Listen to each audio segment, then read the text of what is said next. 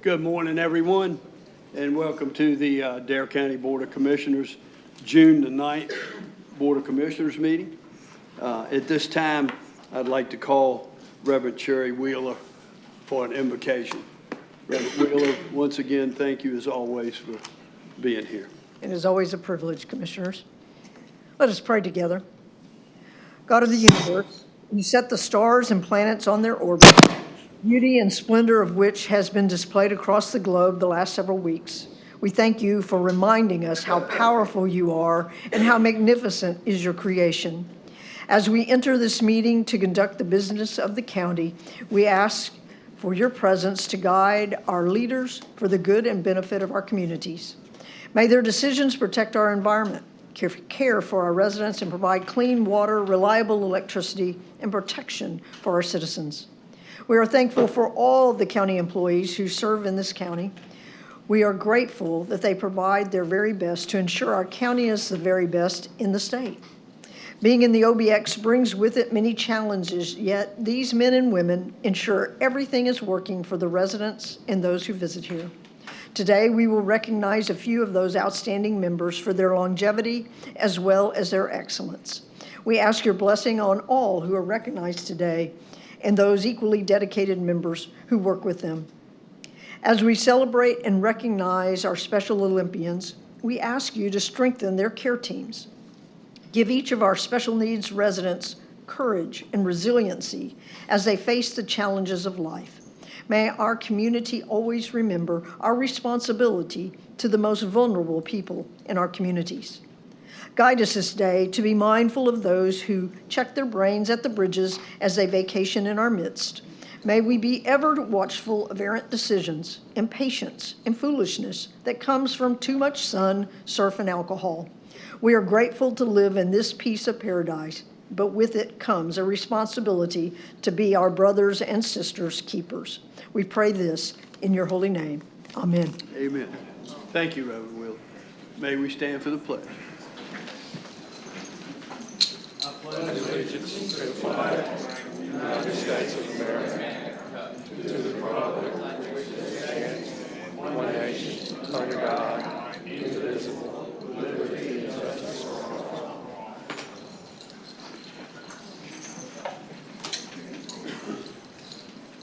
County Manager. Good morning, Mr. Chairman. Item 1 on the agenda is the chairman's opening remarks. Thank you, County Manager. Before we get started, I'd like to recognize a few folks here this morning. I see we have the Vice Chairman of the Board of Education here this morning, Ron Payne. Ron, thank you for being here. We also have a board member, Justin Bateman. Justin, thank you for being here. And as always, it's a pleasure to have our former Vice Chair of the Dare County Board of Commissioners here this morning, Wally Overman. Wally, thank you for being here. With that being said, I always like to start with a little humor. There's this elderly woman. She's 95 years old. She had 3 sons, and the 3 sons were having lunch one day, and they were trying to decide what they were going to get their mother for her 95th birthday. So the first son, Rob, said, "You know what? I'm going to get Mother a brand new house." I said, "Okay, that sounds good." Second son said, "You know, I think I'll get Mother a brand new SUV." And of course, the third son, Urban, said, "I think I'm going to get, you know, Mother has a difficult time reading, and she loves to read the Bible." And he said, "I found this parrot that can recite every single book of the Bible, so I think I'm going to get that for her." So they had the birthday for their mother and presented everything. And that following Sunday, after church, they went to lunch, and the mother looked at Rob and said, "Rob," she said, "you know, this house that you bought me is phenomenal. But it's just way, way too much. It's too big of a home for me."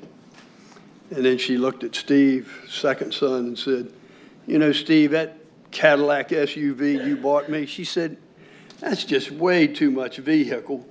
She said, I can't drive that. She said, but my favorite gift, she said, was what Irvin gave me. She said, that was the best chicken I've ever eaten.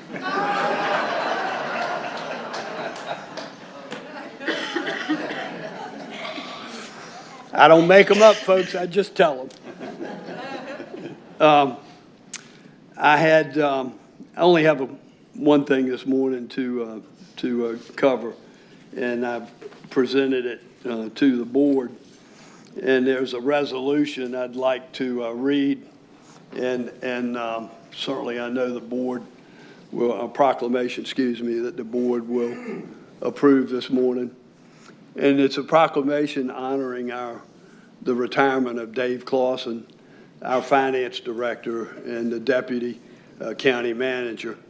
And I'll take a moment to read that and ask for the board's approval. It says, whereas Dave Clausen has honorably served our county with distinction, integrity, and dedication for over 35 years in the role as finance director and deputy county manager. Throughout his tenure, Clausen provided steadfast leadership in the development and oversight of the county's budget, financial planning, fiscal accountability, ensuring the responsible stewardship of the public's funds. And under his financial leadership, the county consistently achieved clean audits and maintained a strong track record of excellence in financial reporting, upholding the highest standards of transparency and accountability. And whereas his commitment to excellence earned Dare County numerous prestigious accolades over the past 3 decades, including the Certificate of Achievement for Excellence in Financial Reporting from the Government Finance Office Association for extraordinarily 33 consecutive years. And under his financial guidance, Dare County consistently received credit ratings, upgrades from all 3 major agencies, a remarkable accomplishment that reflects the county's strong financial health and forward thinking and management. Clausen is widely respected for his calm demeanor, sharp analytical mind, and unwavering commitment to ethical leadership, earning the administration and the admiration, and gratitude of his colleagues, peers, and the citizens of Dare County. His legacy of service will continue to benefit Dare County for years to come, setting a high standard for those who follow in his footsteps. That therefore be proclaimed that the Dare County Board of Commissioners hereby recognizes and honors Dave Clausen for his exceptional service, contributions to the county, and extends its deepest appreciation and best wishes for fulfillment and well-deserved retirement. Be it further proclaimed that this proclamation be entered into the official record of Dare County Board of Commissioners on this 9th day of June 2025 as a permanent testament to his outstanding career and legacy. It's adopted today, June 9th, 2025. It's been signed by myself, the chairman of the Dare County Board of Commissioners, and I would ask for this board's approval. Motion to approve. Motion to approve by Vice Chairman House, and it's been seconded by Commissioner Ross. Any further discussion? Hearing none, then those in favor of that motion signify by saying aye. Aye. Aye. Opposed, like sign. Motion carries unanimous. Dave, will you meet me down front?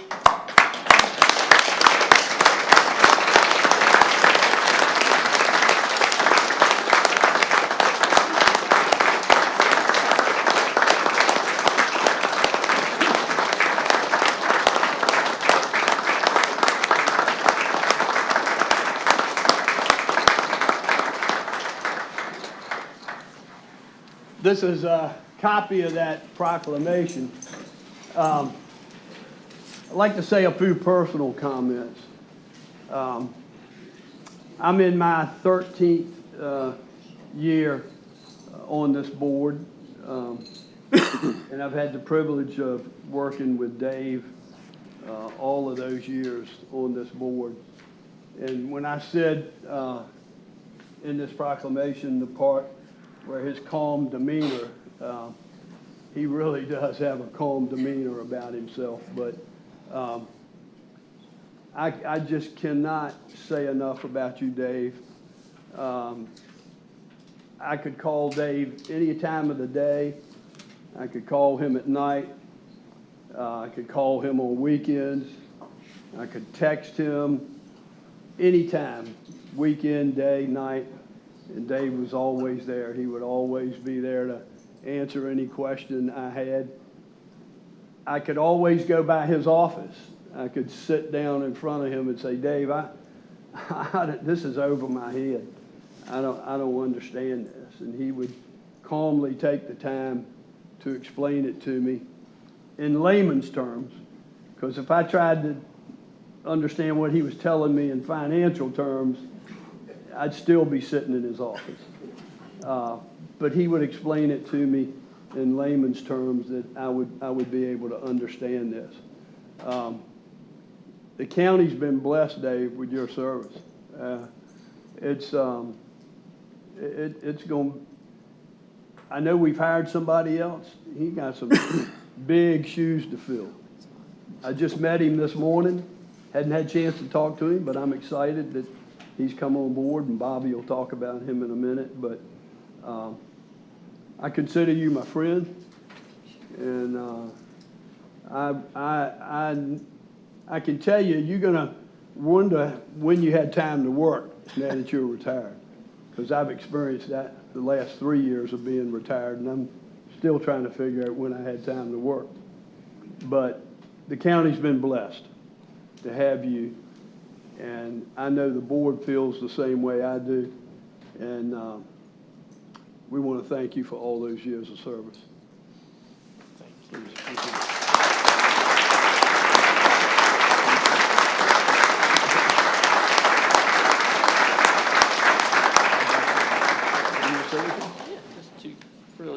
Two things.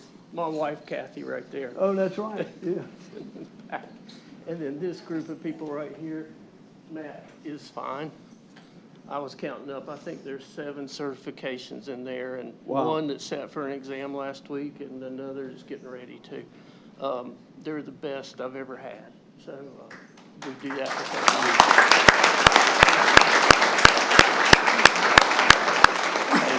them. Kathy, put him to work. Put him to work.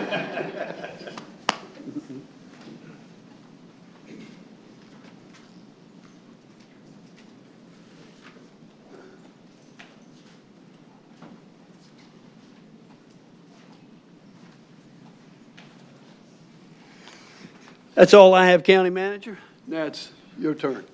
Matt.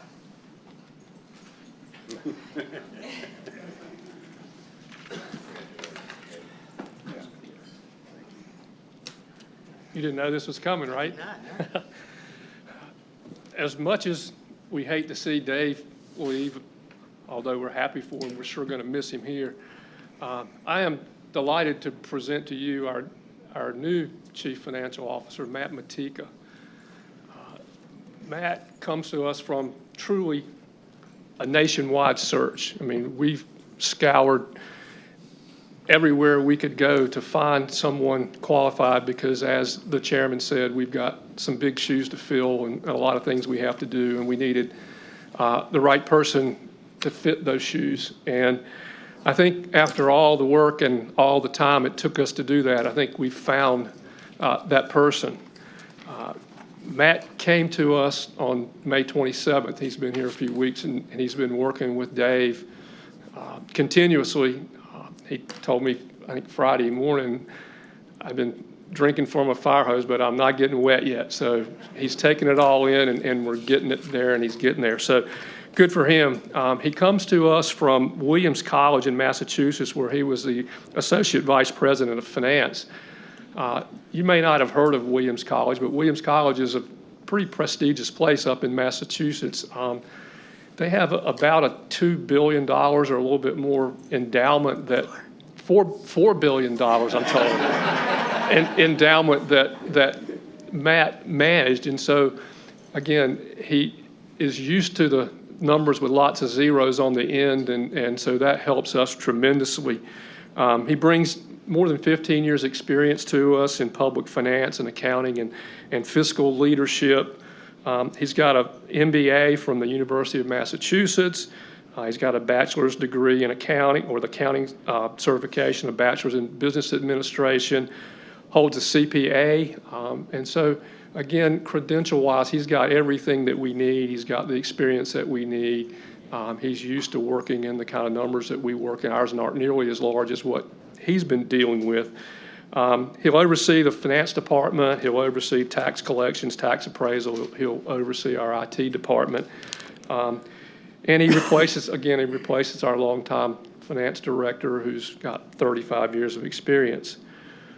Matt's not new to the Outer Banks, which is always a plus, that someone's not going to come down and think, oh my gosh, this isn't for me, or it wasn't what I thought. Matt and his family have been coming down here for years, and Matt saw this as an opportunity to sort of fulfill a dream, I'd say, to move. He and his family, his children are now in college, and so he had a good opportunity. And we were lucky that our timing and his timing crossed. He describes himself as a mission-driven with a strong belief in the role of public finance in delivering essential services and ensuring responsible stewardship of taxpayer dollars. And so we're glad to have him aboard. Some of you all have met him. Some of you met him this morning, but I would suggest over the next few weeks, go by his office in the corner now and say hello, get to know him. I think you'll find a wealth of knowledge, a willingness to learn, and I think he's going to hit the ground running, and we're going to keep doing the things that we do well, and he's going to help us do those things well. So welcome aboard, Matt, and thank you so much. Appreciate it.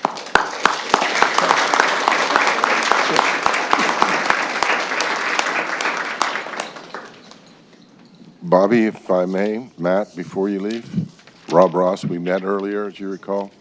Would you explain to us what you just did this weekend? Oh, really? And I'll tell you why I'm asking. Go ahead. Okay. Thursday night I drove to Massachusetts. I painted a couple of rooms.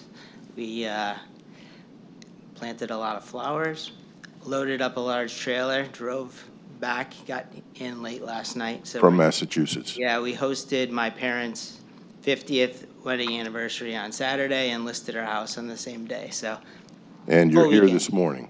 I am. I ask you because I wanted to illustrate to everybody here and there what kind of a guy we've got coming on board that can handle that stuff. So congratulations and thank you. Thank you.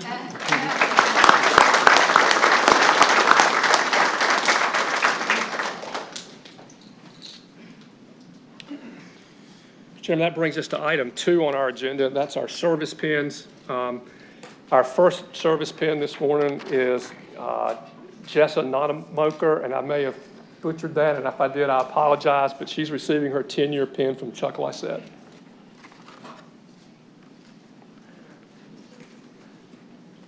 Welcome this morning, Chuck. Good morning, Chairman, Commissioners. This is Jessica Nonamoker. Jessica is our family services social worker down in Hatteras Island.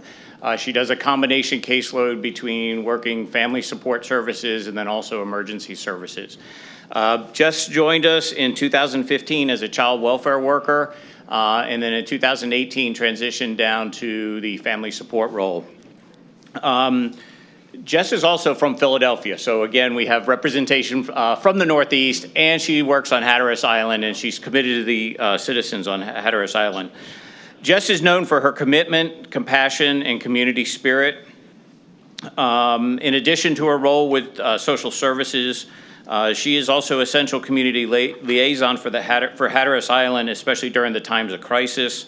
Her work with the Cape Hatteras United Methodist Men has been instrumental in supporting families and coordinating recovery efforts during disasters. Whether it's responding after a hurricane or helping a family navigate the aftermath of an emergency, Jess is there on the ground, trusted and ready to help. Jess is always somebody who can be counted on with these the residents on Hatteras Island. She helps them find the resources that they need and connects them to those resources, and actually is helping them fill out the application so they can connect to those resources. And a lot of individuals are able to stay in their homes in Hatteras Island because of Jess. So Jess, congratulations on 10 years. We hope for many, many more. Thank you.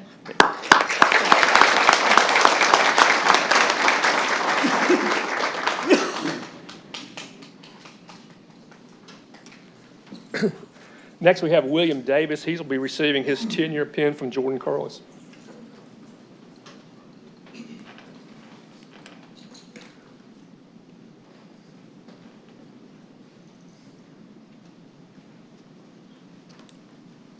Welcome, gentlemen. Thank you, and thank you for the opportunity to recognize employees. Certainly honored to present Bill Davis with his 10-year of service pin. Neither Bill nor myself are very comfortable with presentations, so I'm going to lead with a funny story. A little over 10 years ago, it was Bill's first week on the job as an operator for the North RO water treatment plant. I myself was an operator at the North RO. I had just turned 23, and having a little over a year experience, I was starting to feel a little confident. And it just so happens we receive a bulk treatment chemical delivery that day, which involves unloading a delivery truck with 55-gallon drums on a pallet. So we use the forklift. I decided to step up, and I was going to train Bill for the day. And I kind of gave him a rundown. I gave him the basics, and I looked at him and said, hey, you know, if you feel confident today, you can go ahead and give it a try. And Bill's response was, I'm actually certified to operate a forklift in over 30 countries. What I didn't know before my training attempt was that before signing on with Dare County, Bill worked for Bosch, a German company where he had to live and train in Germany for a period of time. He was certified by the European Union to operate a forklift as well as many other things. That life experience and skill set has been a huge benefit for Dare County Water. Water treatment is a very specialized field, which means sometimes we can't exactly Google how to fix what we are working on. Bill's knowledge and experience has become something we rely on week in and week out. Bill is now living in Wanchese, and as my father would say, he can mill, land, and rig with the best of them. He is someone who steps up whenever he is needed and has always been more than willing to help however possible. Bill has a machine shop at his house, and when lead times have been too long, he's fabricated and fixed parts for different kinds of pumps. He's inspired confidence in less experienced operators as well as supervisors. I've seen him step up and work graveyard shifts for others. I've seen him cover shifts and work overtime during hurricanes and pandemics. What I have not seen from Bill is a negative attitude. His unwavering positive attitude is something I've leaned on at times, but not just me. It really does help out everyone. Our old supervisor used to call him Smiley. Some of the younger guys call him Uncle Billy. His professionalism, responsibility, and experience are a true asset for our department. That's why I'm proud to speak here today on behalf of everyone you work with and just say thank you.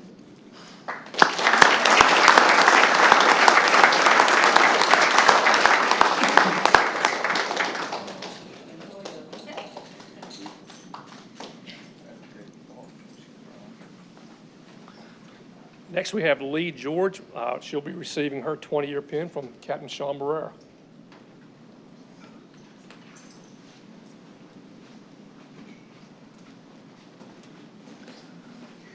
Welcome this morning. Good morning, Chairman. Good morning, Commissioners. This is Leanne. I've had the pleasure of supervising her for the last 4 years. I've known her for all 20 years.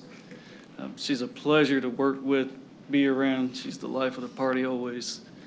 And I know when she's working, I have nothing to worry about. So, Leanne, congratulations on 20 years. Thank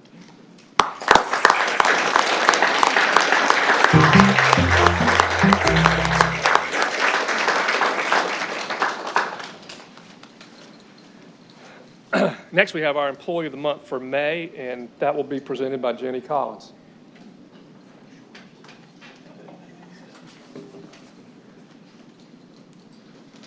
Yes. Good morning, Chairman, Good morning, Commissioners. Chief. I'd like to introduce Kara Hanneran. Kara came to us 4 years ago, actually this month, 4 years ago. She was an EMT. And in December of 21, her first year with us, she had increased her certification to an advanced EMT. And a year ago, she increased her certification again to a paramedic. Kara was nominated due to the amount of initiative and dedication that she has. In fact, last month she couldn't be here to receive this because she was staffing a recruitment booth for us at the Tidewater EMS conference, and we didn't want to pull her away from that. And she did a wonderful job talking with people up there, paramedics and EMTs, about Dare County. She constantly volunteers for extra activities, whether it's to get new hires to ride with her so she can help impart her knowledge with them, helping out at continuing education events, and she always goes above and beyond. When she went through our first paramedic academy last year, which was a special schedule, different than the traditional paramedic scheduling, she has since given her knowledge to other people that are interested in that alternative schedule for training, and also all the study aids that she had developed, she openly shares. She's very proactive in her teaching. She builds confidence in the new providers and also just helps explain very complicated information and breaks it down in a way that others just flock to her to listen to. She can be found running mock scenarios with new employees or those that are increasing their certification. She's dedicated to her growth and the growth of others. She is a great field training officer for us. The care and passion that she provides to her surroundings, the willingness that she does, is definitely something that her peers recognize and nominated her for this award. So Kara, thank you very much for all your efforts, and congratulations on being the County Employee of the Month for the month of May.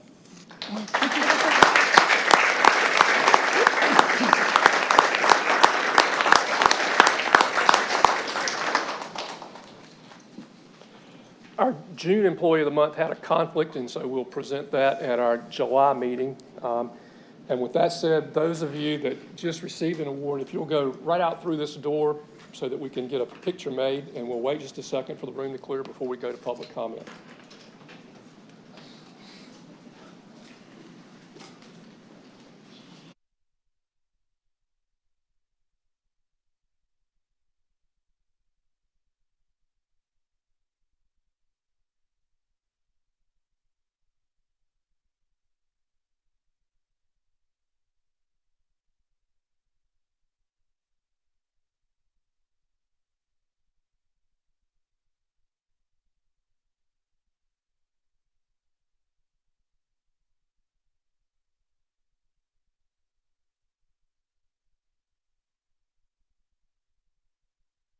That's just a presentation on behalf of the Dare County Special Olympics, and Sandy Pace is here for that.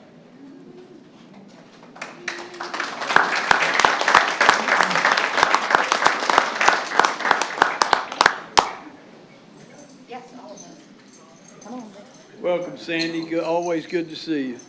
Good morning. Thank you so much. Nice to see you too, Chairman and Board. Appreciate you guys letting us come. We have recently attended the state games in Raleigh. And so some of these athletes are athletes that attended, some are not, but they wanted to come and show off what they've been doing all this year, practicing and competing. We took 22 athletes to the state games, which happened last weekend. It's always a good time to go stay at the dorms, but they love it. We competed in track, we competed in swimming, and we competed in bowling. And so we have a lot of bling that we have brought back. These guys worked very hard all year. Some of them are here that participated in our Spring Games event, which happened earlier in the month of May. All of these coaches here, we can't do it without them. We wanted to come and just say thank you to you guys for always supporting us, allowing us the use of all of the facilities in Dare County and all the opportunities that we have. I have to tell you that working and coaching these individuals is by far one of the greatest greatest moments and time in my life that I've ever had. If you're ever having a bad day, these are the people you want to spend time with because they will make everything better. And if you're still having a bad day after you hung out with these guys, there's something wrong with you. You're never going to have a good day. So I just want to thank the coaching staff that's here. They put in countless hours. Nobody here gets paid. Everybody's a volunteer. They start meeting January and February weekly to prepare for these summer games. We have given all of these athletes opportunities. We have over 140 athletes registered in Dare County. We also serve athletes in Currituck County, Pasquotank County, and Camden. And also in Terrell County. So a lot of them participate with us because of the programming that we have and the things that we're able to offer these individuals to watch them shine in ways that people can say sometimes they cannot believe what they can do. But I always say, give them the opportunity. They will show you what they're made of. And trust me, I don't want to compete with some of these guys because I will lose in a heartbeat. But anyway, the coaches are wonderful. They've been practicing, putting in that time once a week. At least once a week, and also participating in some local tournaments. We make sure that every athlete has the opportunity to compete. If they can't make it to like a state games or some type of regional tournament, we want them to get that opportunity to compete. So we host our own tournaments here. And so throughout this first half of the year, because the last half is still yet to come. We've been competing and gone to swim meets in Suffolk, swim meets at ODU, hosted our own swim meet at the YMCA. We had bowling tournament. We also went to a bowling tournament and participated with the folks in Virginia Beach. They may not ask us back because we did so well, same with the swimmers.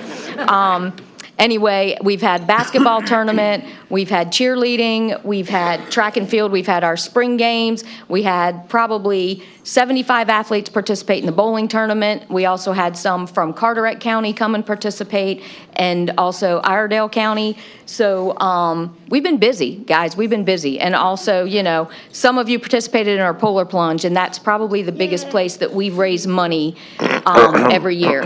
These guys, yeah, exactly. And some of you did not, so yes.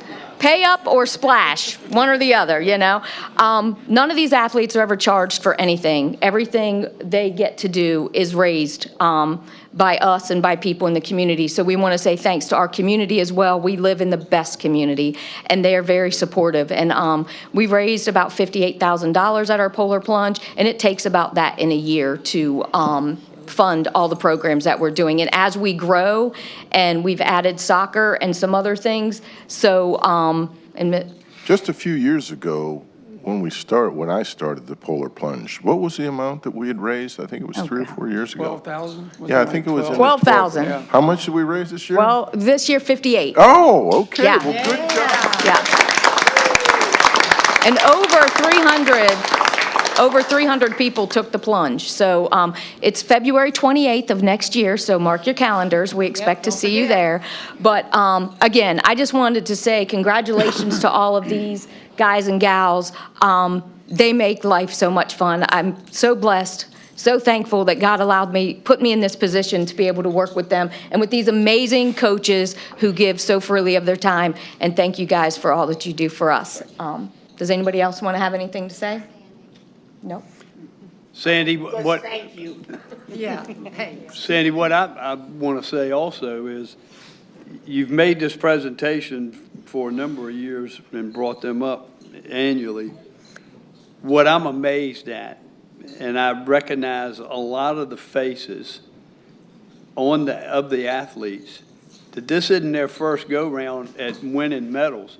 No. They've had multiple years of winning medals, and I recognize their faces, and I see them come up here year after year with medals around their neck. So this ain't their first rodeo. This is fabulous to see. It They is. continue to represent Dare County and how well they do. And we have several state champions here today as well that have won and are top in the state, #1 in the state for swimming and some other sports. So, yes. They work very hard. All right, I think we've been told we wanted a picture, so we're going to get them to all stand up here. Absolutely. Okay.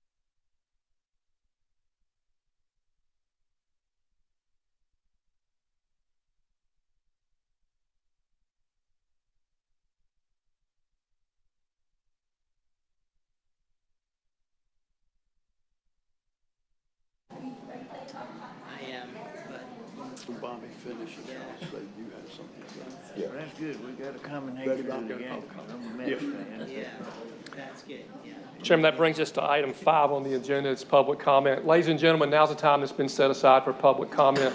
If you have public comment this morning and you've not signed up, please raise your hand. I'll recognize you. When I do, please come to the podium. You have 5 minutes to make your comments. There's a green light on the podium that will come on when your time begins. There's a yellow light on the podium that will come on when you have about a minute left. And when the red light comes on, you need to conclude your remarks.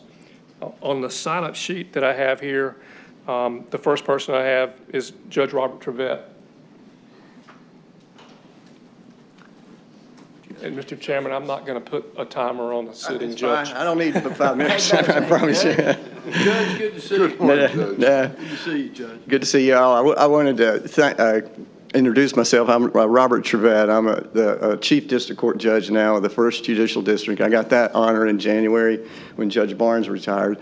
And even more recently, and that's why I'm here today, is to speak a minute about the Recovery Court, the adult treatment court that y'all have funded over the past 5 years. And I inherited that after Judge Tillett retired.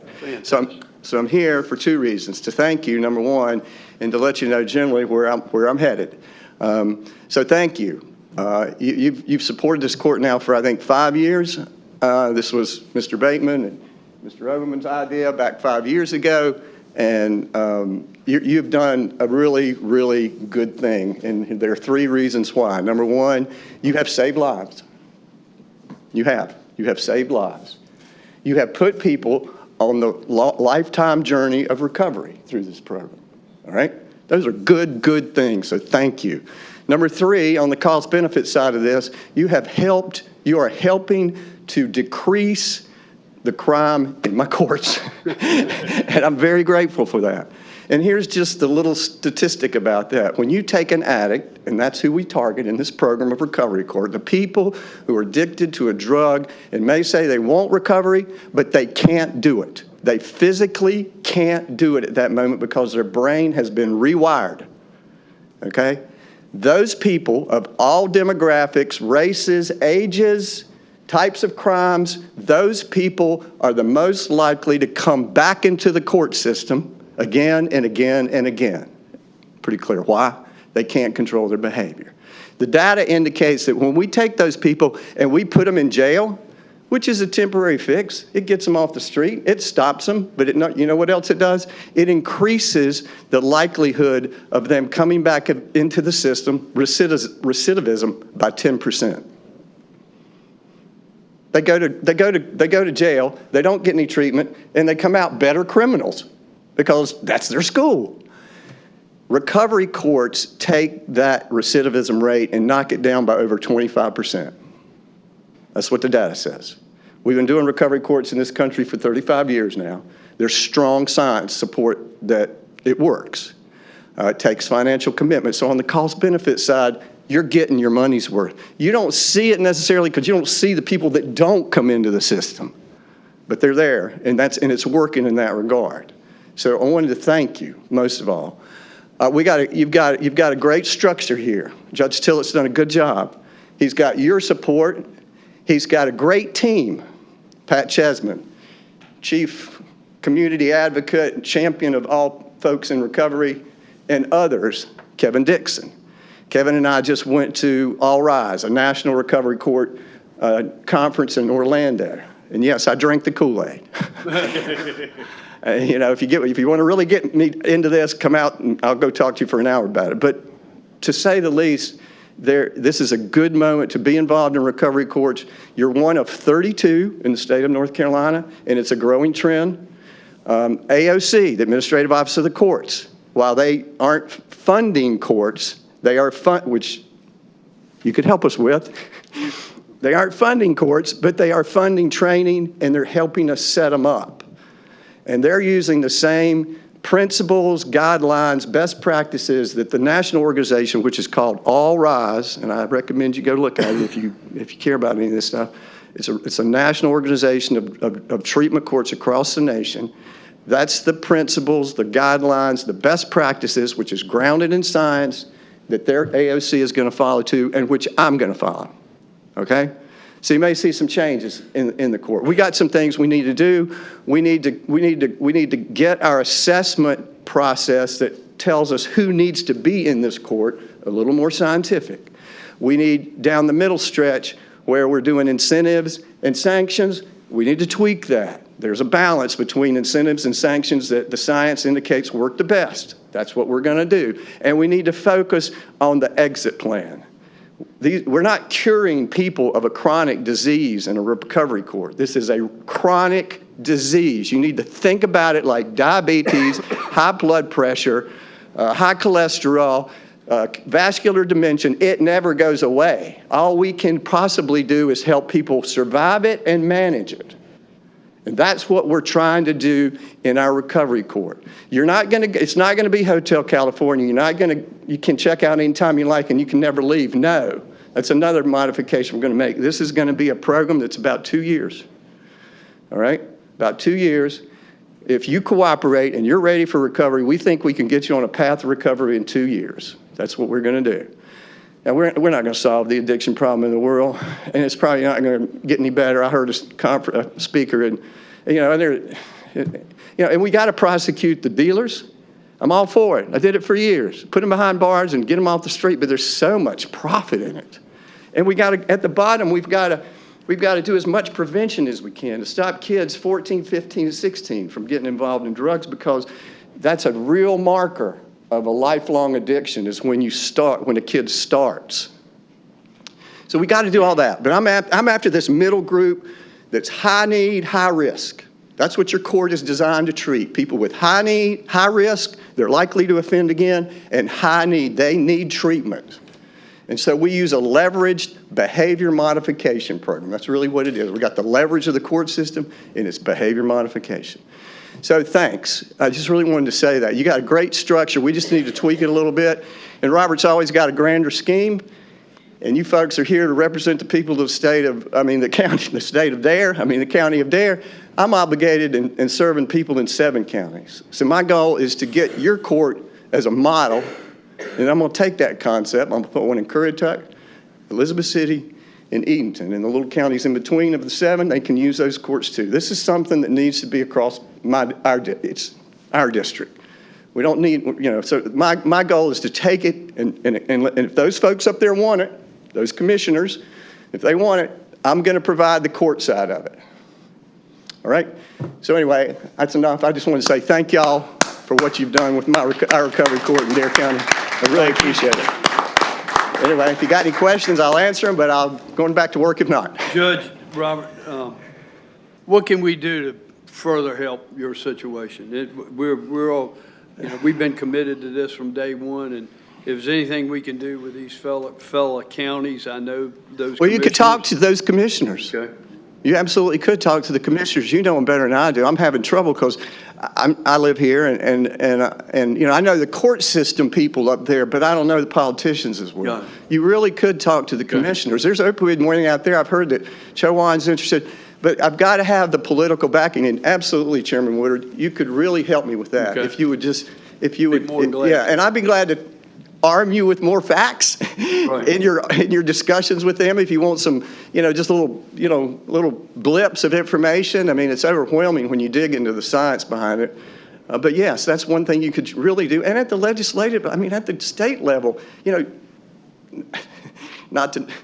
Tennessee, I learned at this national conference, has a statewide recovery court program.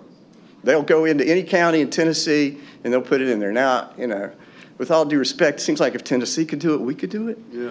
I think they got creamed by the opioid epidemic. And I imagine that a lot of the motivation was out of desperation for the situation they were in, particularly in East Tennessee. But they do it. We could do it. So up the food political chain and on your peers, absolutely, you could help out. Well, I'll certainly lobby. Yeah, appreciate that. Yeah, at the local level, you're doing what I want, what I feel like, as far as I know right now, what I need. Now, if something comes up, I'll ask you. I'll ask. You may say no, but I'm going to come ask you. Sure. Okay? Thank you, Judge. Yeah. Anything else? Thank you so much.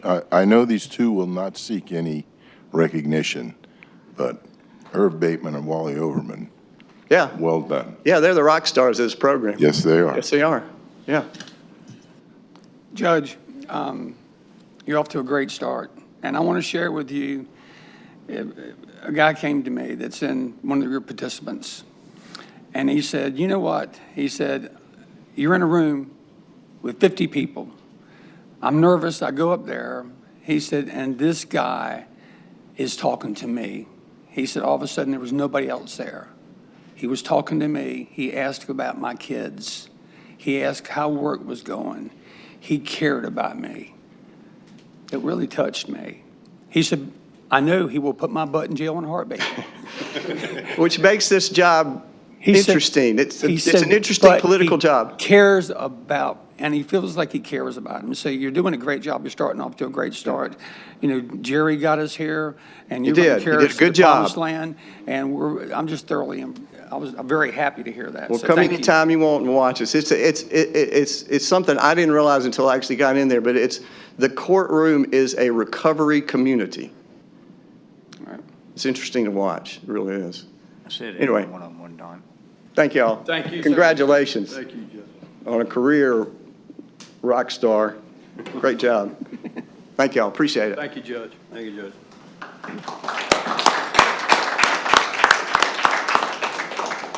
So our other public comment this morning. Anyone else here for public comment? Anyone here for public comment in Buxton? Well, don't look like it.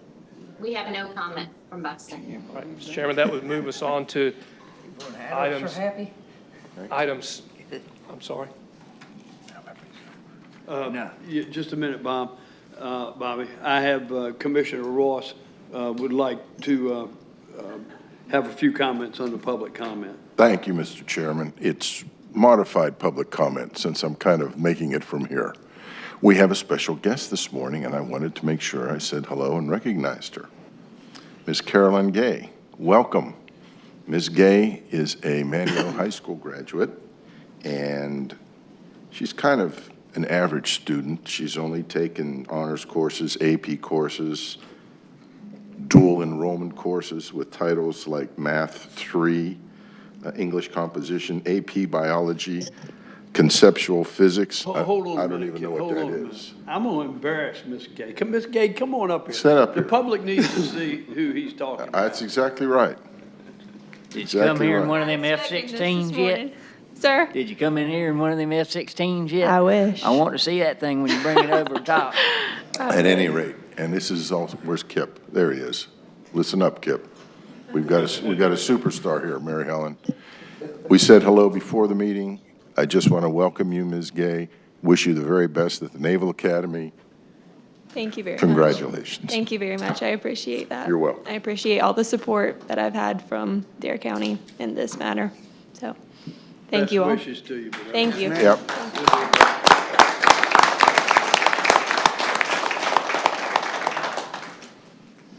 Mr. Chairman, that brings us to item 6 and 7. And Sheila, I think we can do these.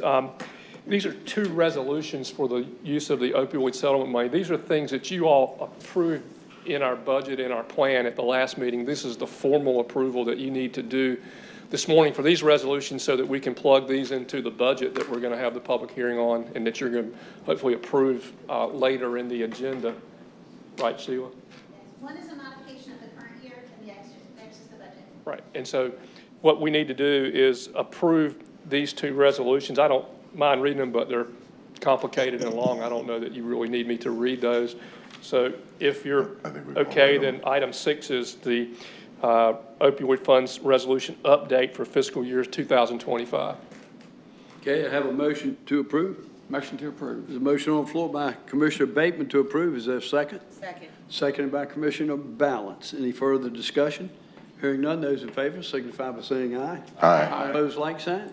Motion carries unanimous. And then similarly, item 7 is the settlement funds resolution for fiscal year 26, as well as a budget amendment for fiscal year 26.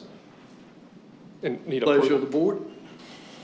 Motion to approve. A motion to approve by Commissioner Bateman and Vice Chairman House. Is there a second? Second. Seconded by Commissioner Balance. Once again, floor is open for further discussion. Hearing none, those in favor signify by saying aye. Aye. Opposed, like sign. Motion carries unanimous. Chairman, that brings us to item 9 on the agenda. And Item I'm eight. sorry, 8. I'm skipping them, I don't know why. This is, Do we need to get you another pair of glasses? you may need to, that's right. Skylar, you want to step in there and help? This is a resolution of the Dare County Board of Commissioners opposing the inclusion of the new offshore oil and gas leasing off the coast of North Carolina in the 2024-29 National Outer Continental Shelf Oil and Gas Leasing. And Mr. Chairman, I'll turn that over to you. Yes, I was recently informed that Boehm wants to raise this issue once again, and our health superintendent, Sheila Davies, brought it to my attention, and I was unfortunate out of town. I wasn't able to attend this meeting, but most of y'all, the new commissioners on this board, our board was unanimous a number of years back when they wanted to drill off our coast. And you know, I went to Raleigh and spoke at rallies. I went to Washington, D.C. and lobbied our legislators at the time in opposition, because this is critical. Any oil spill off our coast would certainly play havoc with our economic engine, and that's tourism and our beaches. And once again, I'm highly in opposition to offshore drilling, and I've asked our Health Director, Sheila Davies. Sheila, would you come forward and address the board?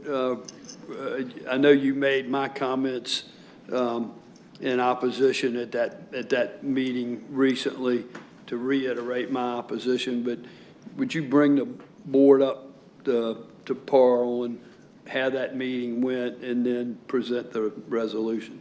Absolutely. So the meeting was a few weeks ago.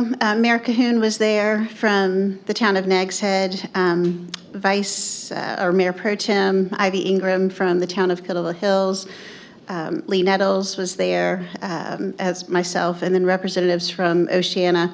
Basically, they were sharing that even though we thought with the fight that was done a number of years ago, where this was not going to be, the concern or threat of offshore drilling wasn't going to be back on the table, it now is being reconsidered, and the legislation that was in place to prevent this is now being threatened or at risk of being threatened. The slide that was just up moments ago showed the areas that are potentially now on the table or looking to be put back on the table for offshore drilling and gas leasing. So they have asked, there's an open window until the 15th of this month to post public comment in opposition of this. And the request was for the municipalities and the counties to be looking at updating proclamations or resolutions that had already been in place from a number of years ago in light of the updated threat.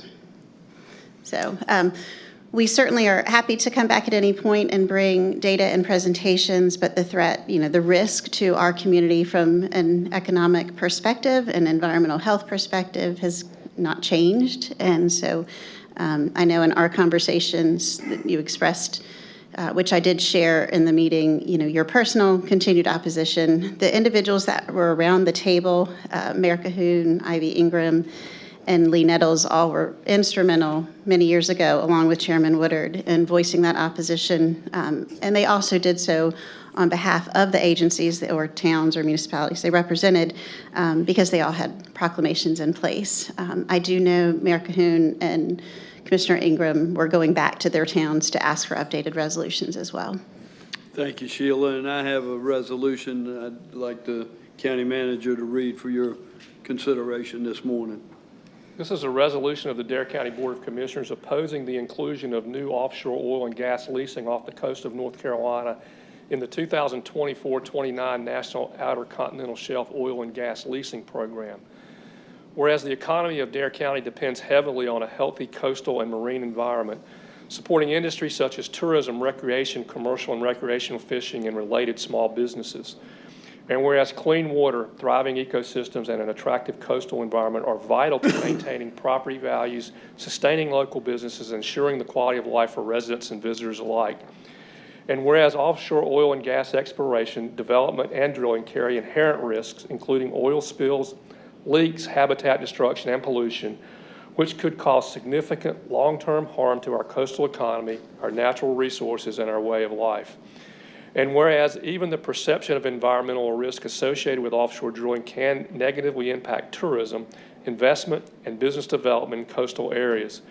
And whereas the Bureau of Ocean Energy Management, BOEM, is developing the 11th National Outer Continental Shelf Oil and Gas Leasing Program and has requested public input on whether to include new offshore leasing areas. And whereas the protection of our coastal environment and economy is a priority for Dare County, and the long-term well-being of our community outweighs the short-term benefits that expanding offshore drilling might offer the oil and gas industry. Now therefore be it resolved by the Dare County Board of Commissioners that Dare County formally opposes the inclusion of any exploration like seismic blasting and new offshore oil and gas leasing off the coast of North Carolina in the 11th National Outer Continental Shelf Oil and Gas Leasing Program.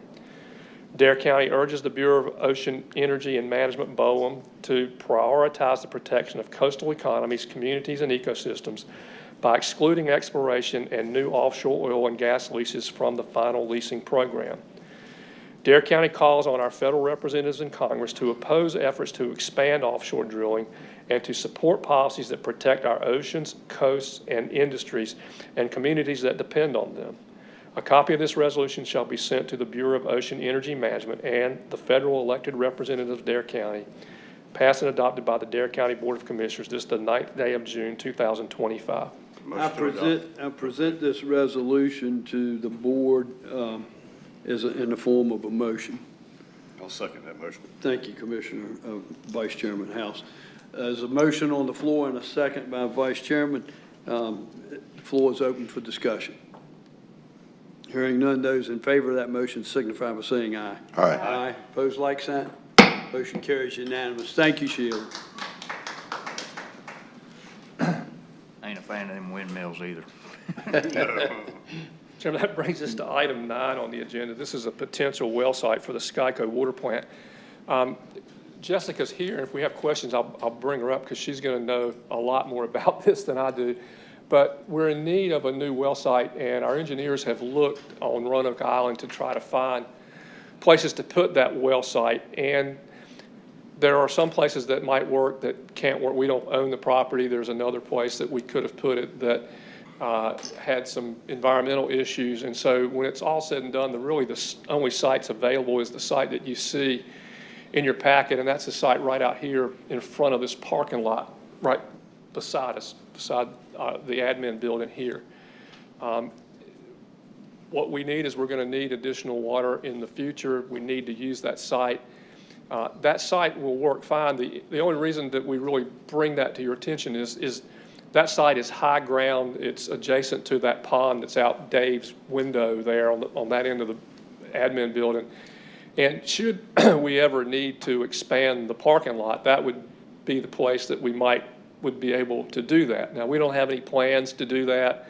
We don't have any idea that we might need to do that, but in terms of having high ground available on this site, that is the area where we would do it. But that's also the only area that we have that's suitable for that well. And so what I'm here today is to ask for your permission, your authority to allow Jessica and her team to move forward with working to make that a well site, doing the work that we need to do to make sure it will in fact work, doing the borings and all that sort of thing.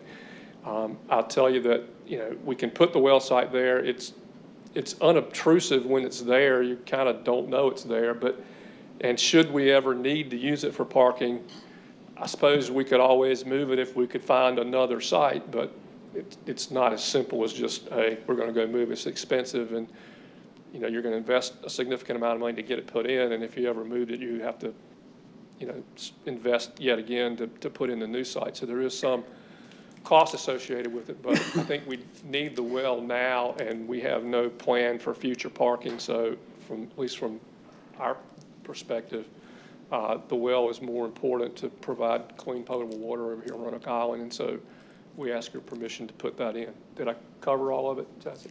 Okay. Okay, board have any questions about me? Is the only real issue potentially needing future parking? Is that really? So Dave and I looked at the maps. That's the only thing we You could guys- come up with. Yeah.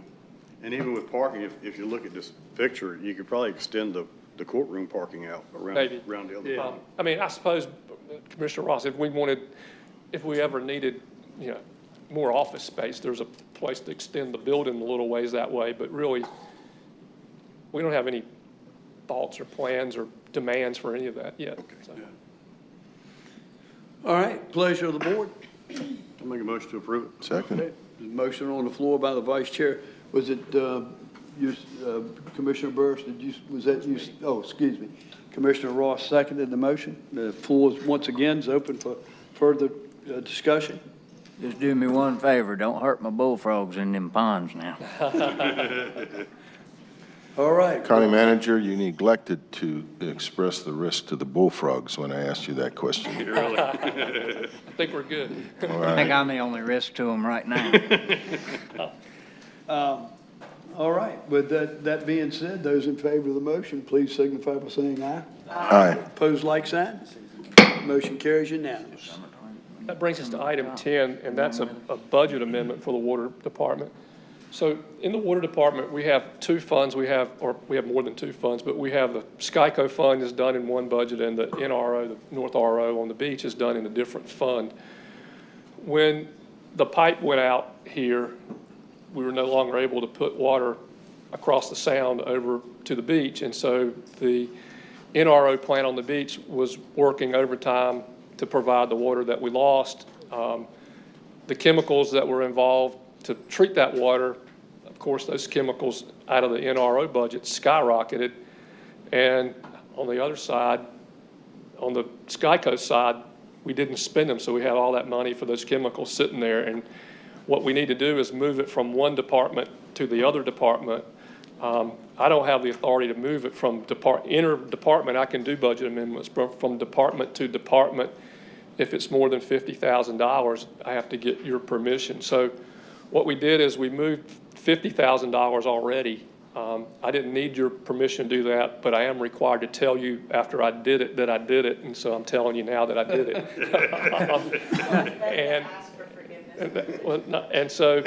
But since we needed to move another $50,000 for a total of $100,000, I thought it would be best, rather than just do it and come back in July and tell you I did it again, to tell you what we're doing, tell you why we're doing it, and get your approval to move another $50,000 from the Skyco budget into the NRO budget to cover the expenses for those chemicals. So you need permission for common sense? That's right.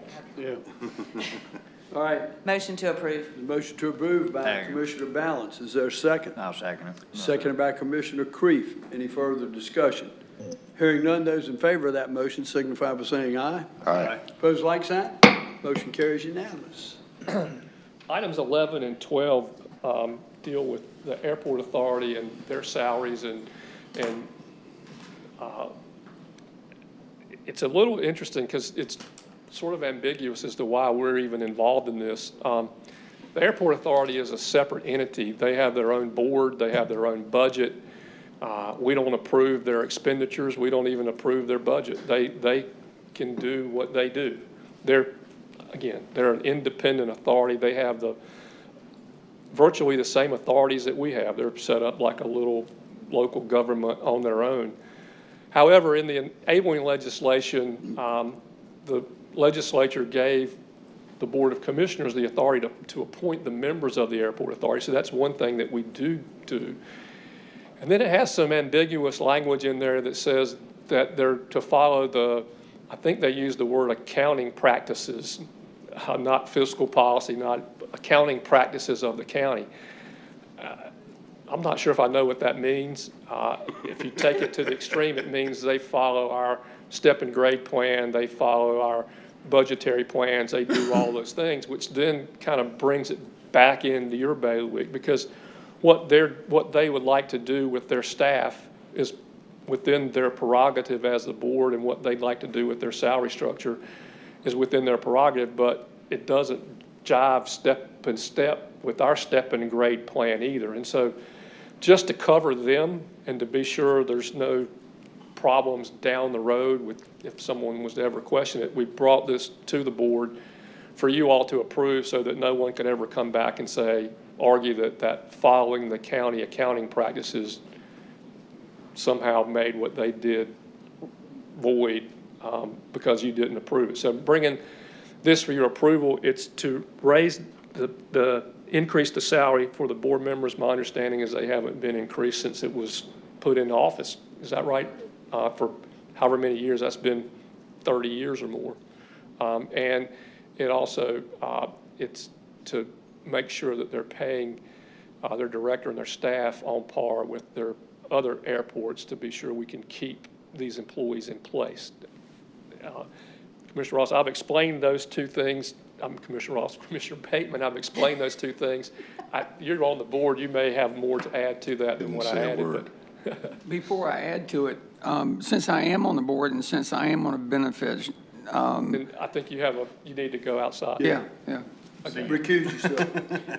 Do we have a motion to recuse? Motion to recuse. Second. There's a motion on the floor by Commissioner Balance, seconded by the Vice Chair. Those in favor of the motion signify by saying aye. Aye. Opposed, like sign. Motion carries unanimous.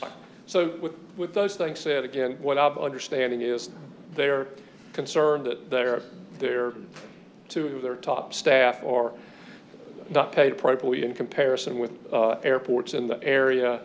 They are critical to them at the present time. There's a lot going on at the airport. They can't afford to lose that staff, and so they're asking to increase their salaries as it's indicated in the package there. And similarly, that would be actually for item 12. So item 11 is to increase the salary for the board members. And again, my understanding from them is those haven't been increased since the time that the airport authority was put in place. So like you said, they have their own board, they have their own authority.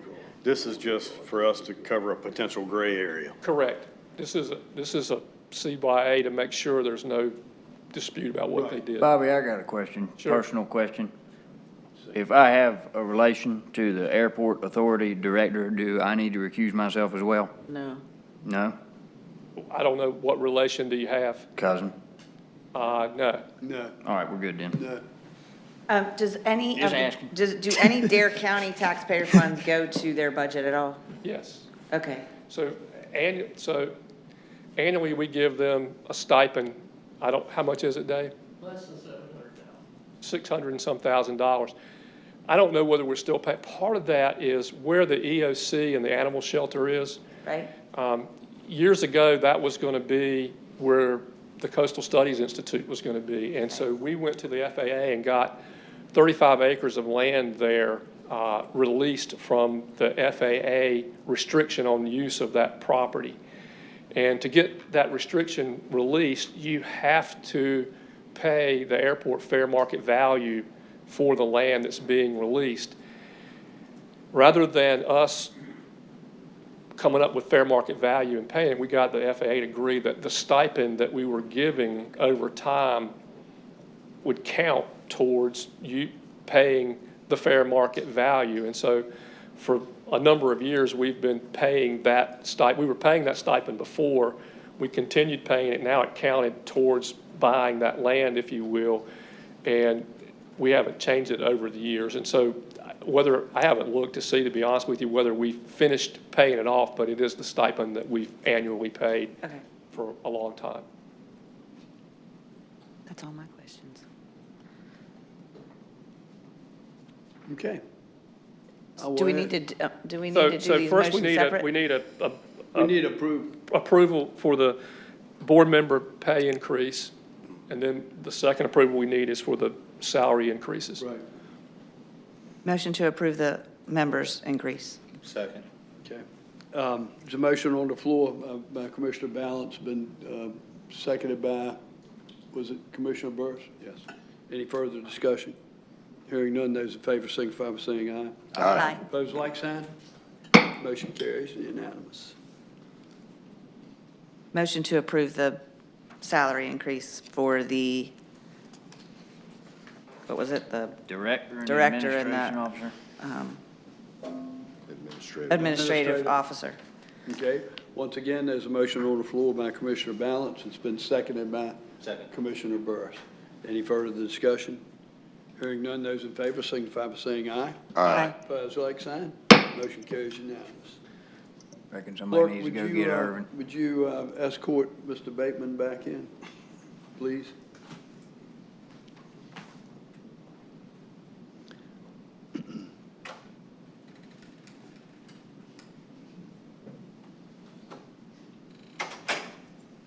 Okay, County Manager? What you gonna do with all that money? I'm out of jail. That brings us to item 13 on the agenda, and this is a request for an addition to state-maintained secondary road system.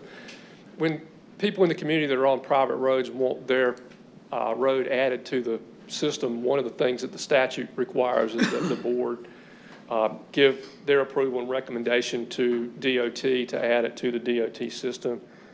This is a request for a portion of the road in Vista Lake. It's about 0.05 miles just west of the intersection of 64 and SR 1332. And so if you are okay with that, then we need a motion to approve that request and forward it to DOT.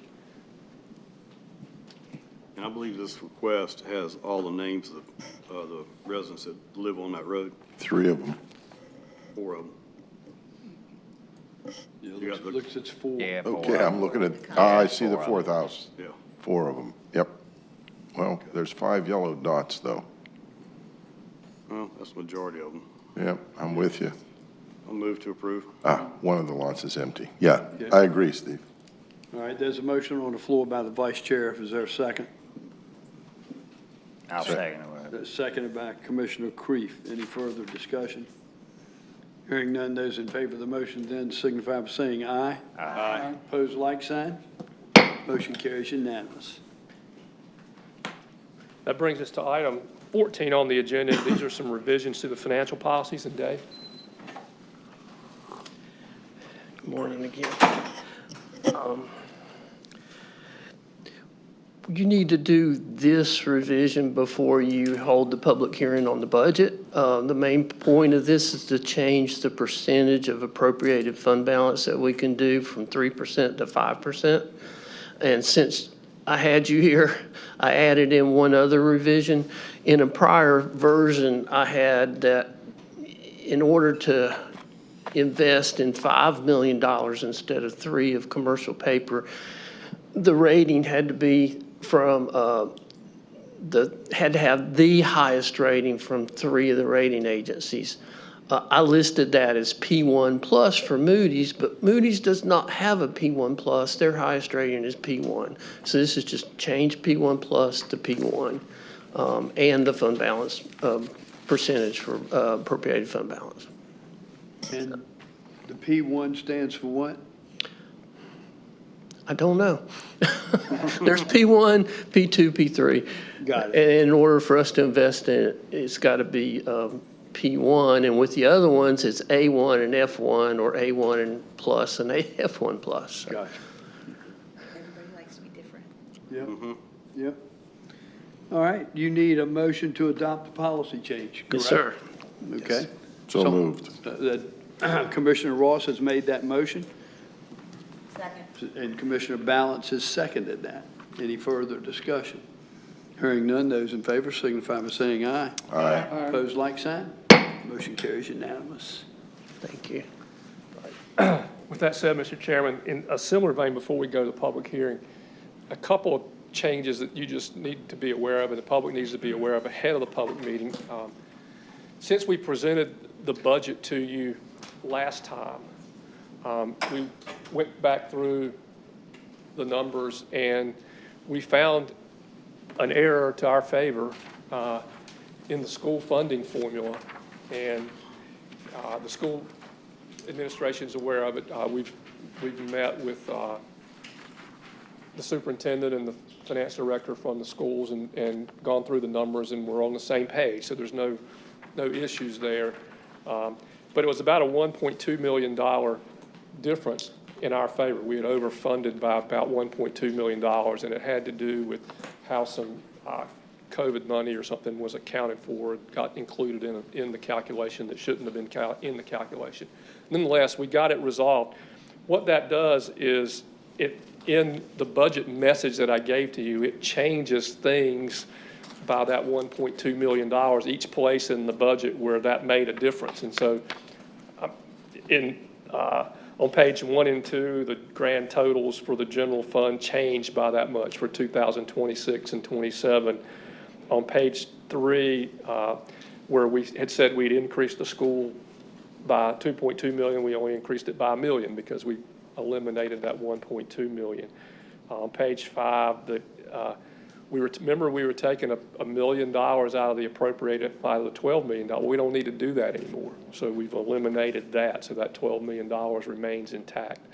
On page 6, again, we modified the Dare County School increase. On page 7, we modified their increase. We modified a graph that had the local funding. All those things where that 1.2 made a difference. And then on page 8, there's a table, and we corrected all the numbers in that table to reflect that same 1.2 million. So with that said, there really, for maybe one of the first times in a while, we haven't received any changes, any requests, anything to bring to you that's different than what we presented to you back in May. And so, except for what Dave just described to you for those technical corrections and the correction that I just explained, what's going to be for public hearing and what's before you today is the budget that we presented in May with that it's $1,246,386. That's the correction along all those lines in the budget message that I gave you last time. So unless there's questions about that, I'll move on to the public hearing. I think Commissioner Ross, you had a question. Just a real quick one, Dave. Oh, there's Dave. You can stay seated. Prior to our final version of the budget, we had been looking at a potential shortfall between revenue and expenditures. And then we made several adjustments to balance the budget, as we must do. This change would imply that shortfall that we initially encountered was approximately now 2.8 rather than 4.0. So the makeup will be, okay, just confirming that, got it. And it carries over into 27, Yes. so it helps us there as well. Yes, yes. I can't help it, but I'll say it anyway. It doesn't change the fact that we changed that 3% appropriated fund balance to 5%. That's a temporary change. We've got to move it back because that 5% is not going to be sustainable over time. So we did it once and we'll try not to do it anymore. So, or twice for 25 and for 26 and 27. Yes. And then in 28, we're going to have to fix it. Yeah, that makes sense, Bob. So, okay. With that said, any other questions? Then we'll open the public hearing. Is there anyone here that would like to speak to the budget as presented? Anyone here to speak in the public hearing for that? Anyone in Buxton to speak on the public hearing with respect to the budget? We have no comment, no public hearing. With that, Mr. Chairman, we would close the public comment on the budget, and the budget is before you for your action. All right, I will yield to the board's pleasure. Can I add one thing, Mr. Chairman? Yes, sir. Because we've got a couple, one of the fire chiefs here. The tax increases that were requested by the various fire departments are included in the budget. So all that was requested, you all have funded. And you all had gotten the appropriate responses from the citizenry in those communities, so. How about for Hatteras Island as well? When they request one? That's Jack Scarborough, but yeah, that's in there as well. Yeah, it's in there. Yep. That's it. Motion to approve. Okay, it's a motion on the floor by Commissioner Ross to approve. It's been seconded by the Vice Chairman. The floor is once again open for further discussion. Hearing none, those in favor of that motion, please signify by saying aye. Aye. Opposed, like sign. Motion carries unanimous. Commissioner Bateman. So Bobby, would you please explain to the public that although Dare County did not raise taxes, our fellow municipalities did. And therefore, in the future, the implementations for Dare County is going to be a possible shortfall in the future. And that their tax bill is going to be more than it was if they had not raised taxes, meaning the municipalities. I'm going to answer your question, or I'm going to reply to your question. It may not be exactly the answer. So what you're working at is which fund is it, Dave, that we? Sales tax distribution. The sales tax distribution is based on the ad valorem levy. There's a formula for that. And so when someone raises taxes and we don't, in the following fiscal year, when you calculate the distribution of the sales tax on the levy, they'll get additional funds because their levy went up. Our levy didn't change, so relative to them, we're down, and so we get less of the sales tax money than they get. And so by virtue of all the towns having raised taxes in, not next year, but the year after, our sales tax revenue will be down, and so we're going to have to cover that somehow. Now, we don't necessarily have to raise our taxes to cover that, but somehow or another, whatever that shortfall is when we do that calculation, there's a revenue loss to us that has got to be made up, and we got to figure out how we're going to do that in that budget cycle when it comes. Thank you. All right. There was a second thing that the chairman had asked me to explain, and I didn't, and it's with regard to, well, I think it's coming up. It's coming for the next item, so I'll explain it now, and then before y'all do that resolution, it's with regard to the funding for the early college. There's been some misinformation or some inquiries or whatever about how we're funding the early college, and just to make sure everybody's clear, the early college is funded from the state fund that is set aside to cover school capital projects. And the state generates the revenue for that fund from two sources. One source is the lottery, and one source is for one of the statewide sales taxes. And they put that money in a pot that they hold at the state. And there's a formula that determines how much of that fund each county gets.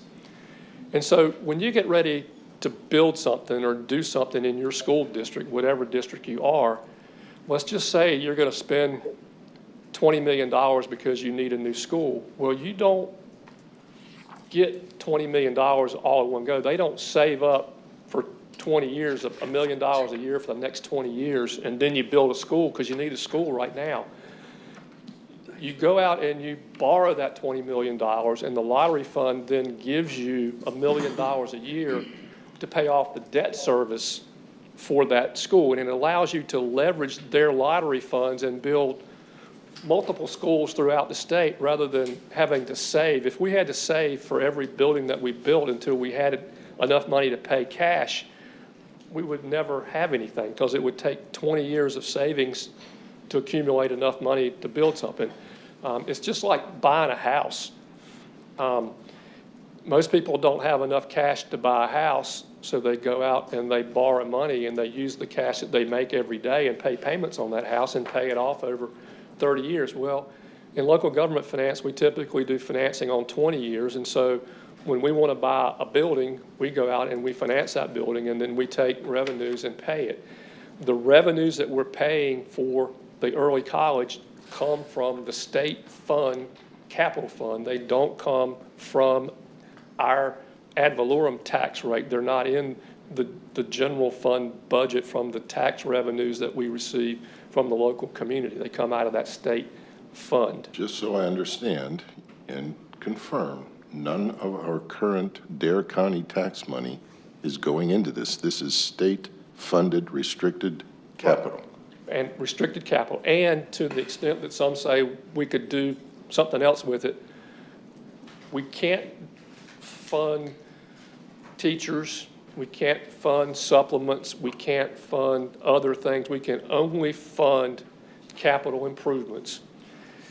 The Board of Education is elected to determine which capital improvements are needed for the educational good of our students. And so this was their top priority. They set the priorities. And so since they've set this as their priority, the way we fund it, you set the priorities. We'll take the capital money that the state gives us and we'll fund your priorities until that money runs out. And this was their priority. And so these funds from the state are being used to pay for that priority. Since we have some members of the board in the back, oh, I couldn't see Steve back in the corner. Hello, Steve. Welcome, Mr. Superintendent. It is my understanding we also have a separate capital funding plan, unrelated, not tied to the early college, that will provide ongoing improvements, investments in the schools up and down the beach throughout the county over the next 5 years. Is that correct? So the school board has sat down and determined the capital needs over the next 5 years for the school system.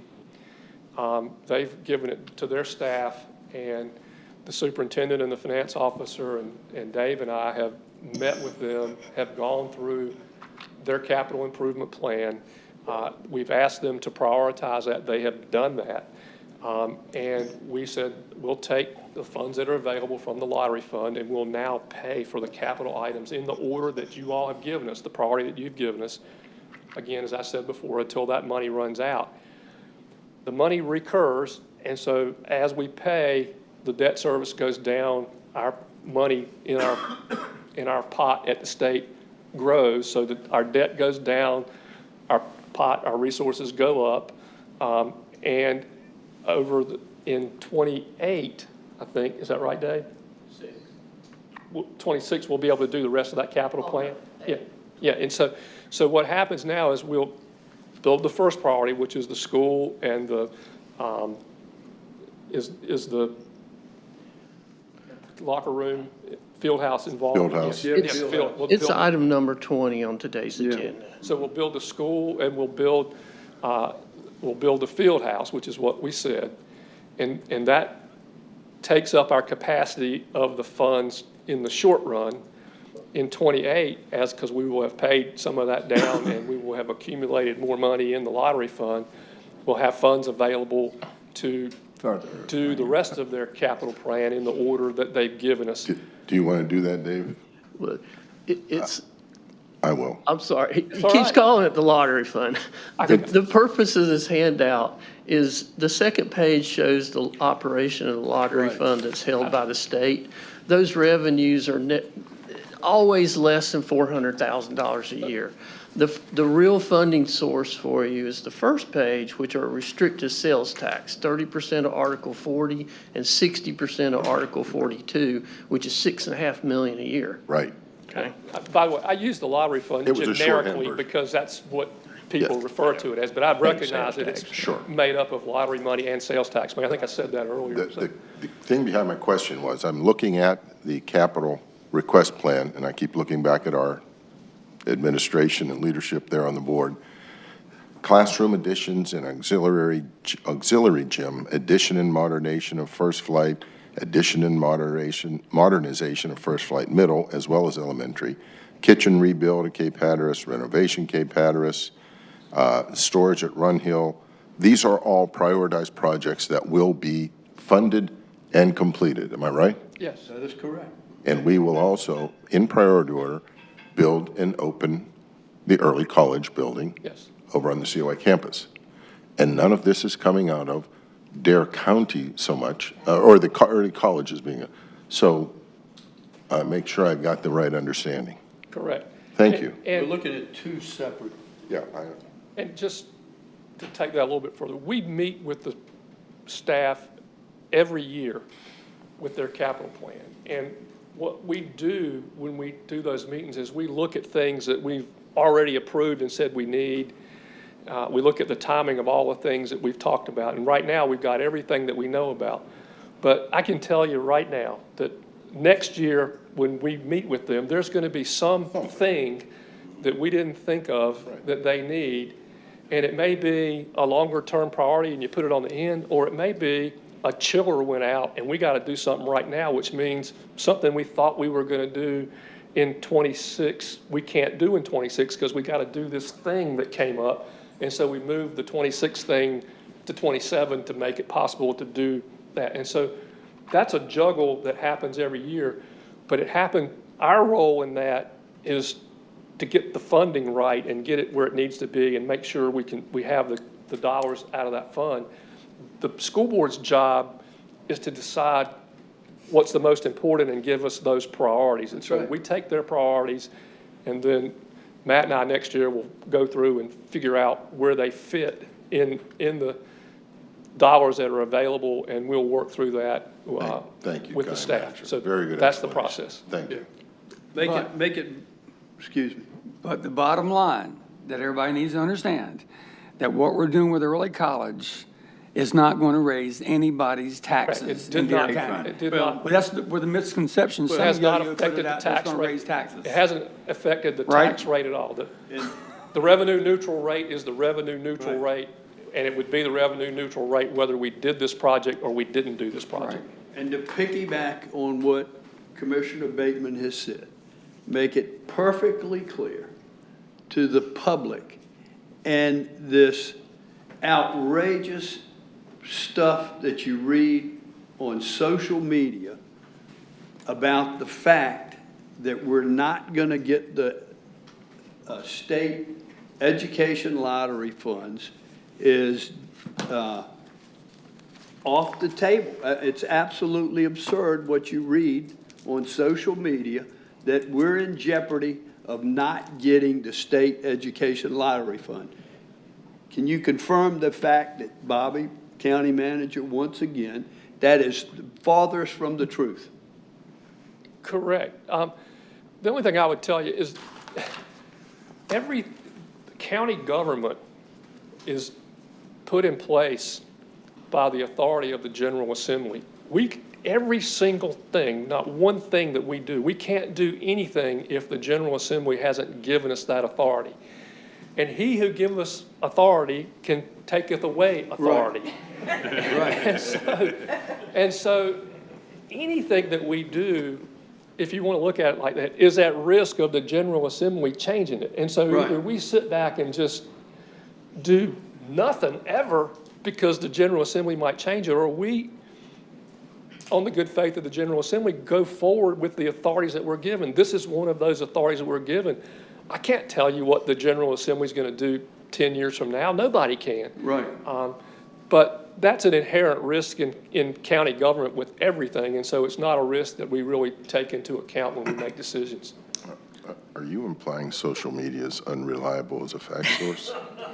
Mr. Bassnight, The worst thing that ever happened in this country is social media, how as many, far as I'm concerned. how many kids do we got enrolled for next year in the early college? 58. That's 58 futures, people. That is 58 futures and kids who are going to have an opportunity to do great things in Dare County. And that's going to grow year by year, certainly when we get the new building in place, and it's state funded. I've received numerous phone calls about this issue. Look, people, we are giving children an opportunity to further their future in Dare County and to get a college education without having to pay out of pocket for it. That's incredible. What we're doing is incredible. This board, our finance department, Bobby, everybody has done an excellent job on this deal. I know that y'all are excited to get it up and going. You picked an excellent choice for principal, excellent choice. Cassie Mountain is going to do an excellent job. So I'm incredibly excited. I mean, I'm just excited that we're going to roll through with this, and anybody who's against the early college, they need to get their facts straight. Thank you, Commissioner Creef. I want to add just one more thing. So I was on the board when this whole thing started. And to think that we just willy-nilly went out there and decided to do this, there was so much planning that went into this. Every single sitting board member, when we made this priority, went to a early college, at least one. Some of us went to a couple, and vetted this and saw with our own eyes how this affected the children that were attending this type of school. Not all children learn the same way. And to be honest with you, you can ask them. I was not for it when I first started hearing about it because we had dual enrollment. But when you see it in action and you see how it affects the kids that don't do well in a traditional high school, and that you can graduate in 4 years, we will have 300 and 400 children going through that program and preparing for life here in Dare County. And it is an incredible opportunity. It was not done hastily. It was vetted, it was researched, it was experienced, and 7 members of a sitting board of education vote unanimously. That's not always easy to do on big projects like this. And we all saw the value and what this was going to bring back to our communities and what it was going to provide for kids that needed that extra support for studying, financially, whatever it was. This was going to give them what they needed to be successful. And so I am so honored and proud to be part of this, and on both sides of the board, to be on the Board of Ed and now to be here. I cannot wait to stick that shovel in the ground. Thank you, Commissioner. Any other comments by the board? Okay. County Manager. All right, we'll move on to item 16, Dave. This resolution is what's called a reimbursement resolution. It's for the Series 25A limited obligation bonds, which will be for the early college. You'll have this resolution for every debt issue you do, and it's so that we can reimburse ourselves out of bond proceeds for things we've paid for before the debt closing. The debt closing for this one is July 31st, so we will have some you don't have to do it for architectural fees, you don't have to do it for pre-construction fees, but you do have to do it for everything else, and we will have some cost that we will have paid before July 31st. So if adopting this resolution allows us to have closing on the 31st, and then the very next day we'll withdraw funds from the bank or from the trustee to reimburse ourselves. Okay. I'll make a motion proudly to adopt the resolution. Okay, it's a motion on the floor by Commissioner Balance. Is there a second? I'll second it. Seconded by Vice Chairman House and Commissioner Creef. Any further discussion? I just want to make sure this word is echoed throughout. Reimbursement resolution. Thank you. Thank you, Vice Chairman. Point well made. Point well made. Any further discussion? Hearing none, those in favor of that motion, please signify by saying aye. Aye. Opposed, like sign. Motion carries unanimous. Thank you, Dave. Dave, come back up. Item 17 is the public hearing for the 2025A limited obligation bonds capital projects to be financed thereby. Can you just tell them generally what that is before we do the public hearing? Required by the statute to hold a public hearing, quote, regarding the execution and delivery of the First Amendment and the 2025A project to be financed thereby. So with that said, I'd open the public hearing. Is there anyone here that would like to speak to that issue? Seeing none, is there anybody in Buxton who would like to speak to that issue? There's no comment from Buxton. Seeing none, then we would close that public hearing. And that moves us to item 18, Dave, or there's action on this? No, it's just hold the hearing. Okay. All right, and then item 18 is back for you again. All right, this is the one resolution that you will adopt for those Series 25A limited obligation bonds. Usually we do it in 2 resolutions, but for the first time, I think ever, when we've been on the Local Government Commission agenda, the Local Government Commission meets on the first Tuesday of the month. You meet on the first Monday of the month, and in July, the first Tuesday is July 1st. So they meet before your July meeting. So we're combining 2 resolutions into one here. So you can have the approval done before the Local Government Commission meeting. And I will go quickly, but it's the debt issuance provides for the construction of the early college.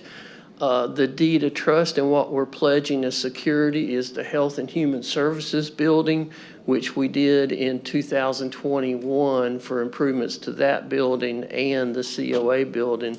And that contract allows for up to $250 million of debt to be pledged under that security. We use a not to exceed number of 26.5 just to be safe, because there can be a situation where the bonds sell at a discount and we'd have to raise the price the par amount, but that is not going to happen right now. They're selling at premiums, pretty large premiums. And the last numbers run, the underwriter did, our true interest cost was 4.18%. As little as 6 weeks ago, that was like 4.80. So we've seen improvement in those rates. You held the public hearing, and what your resolution is doing today is saying it's the best interest in the county to enter into the First Amendment to that original contract. The project's essential, and we can finance it at favorable interest rates. The not-to-exceed amount will be $26,500. The use of the installment financing contract is the preferred method. There will be, well, the resolution says any increase in property taxes, if any, will not be excessive. There is no increase in property taxes. It's all in the school capital reserve fund, as we said, paid for from restricted sales tax and lottery funds. The taxing power of the county is not pledged. You're not in default with any debt service or any debt service obligations. The county budget process is in compliance with the Local Government Budget and Fiscal Control Act. Per all of our past audits, we've been in compliance with the law, and we haven't been censured by the Local Government Commission or external auditors or auditors for any regulatory agencies. The corporation, which is the Dare County Public Facilities Corporation, met this morning at 8 o'clock and adopted its resolution. The statute requires a counterparty to the county, and that's that nonprofit corporation, which the directors are Commissioner Kreef, Chairman Woodard, and the Assistant Finance Director, Sally DeFosi. The documents for the transactions have been provided to the board, which we did through a Google Drive. You've seen a draft of the preliminary official statements, which is the offering statements where we say, here's everything about Dare County that you need to know to buy the bonds. We held a public hearing that I have filed the application to the Local Government Commission, which we did 2 weeks ago. And then you're authorizing the manager, the deputy manager, the incoming CFO, and the clerk to the board to basically take any and all actions needed to finalize the documents and make any changes that are recommended between now and closing. And most importantly, the last item is you're approving the preliminary official statement. We will reissue that once the bonds are sold on July 11th. That's the official statement with those final numbers in them. Dave, the par on these is 5%, isn't it? The premium, yeah. Yeah, the coupon. Coupon was 5, or I thought it was. It's 5, and now on the long end, the last 5 years, it's 5 1/4. So we would be selling at a significant premium. Yes, sir. That. Yep. That, Matt, is a testament to financial strength of this county and how well these bonds are received, so. No pressure to get us to $1 billion. Right. So you need a motion to approve the resolution, Dave? Is that correct? Amendment, yeah. With that being said, I would like to make note once more, bullet point 5. The resolution states there is no property tax increase necessary to finance the project per the school debt affordability model. I'll bring that bullet point for the public to pay attention to that bullet item of the resolution. What is the pleasure of the board? Motion to adopt. It's a motion to adopt the resolution as presented by the Vice Chairman, and it's been seconded by Commissioner Bateman. The floor is open for further discussion. Hearing none, those in favor of that motion, please signify by saying aye. Aye. Opposed, like sign. Motion carries unanimous. Thank you so much, Dave. Chairman, items 19 and 20, much like we talked about a minute ago, we do a school capital improvement plan. We also do a county capital improvement plan, but we have two funds. Our water fund is here, the water CIP, and then we have the recommended Dare County Schools CIP there as well, and I'll let Dave present those. Okay. First item is the water capital improvements plan. The Capital Improvements Planning Committee met on April 24th and recommends this recommended capital improvements plan. The first page following the cover page lists all the projects. The second page is a new report we've gotten out of the Raftellus financial model, which is all online now, and it is really nice. And I wish I could have had it a long time ago. And I'm not going to get to use it. But what the main thing from that report is 1, 2, 3, 4, 5, 6 line down net system cash flow. And you can see in 2025, it's negative $16.7 million. That was the water line underneath the Sound, Roanoke Sound by the bridge.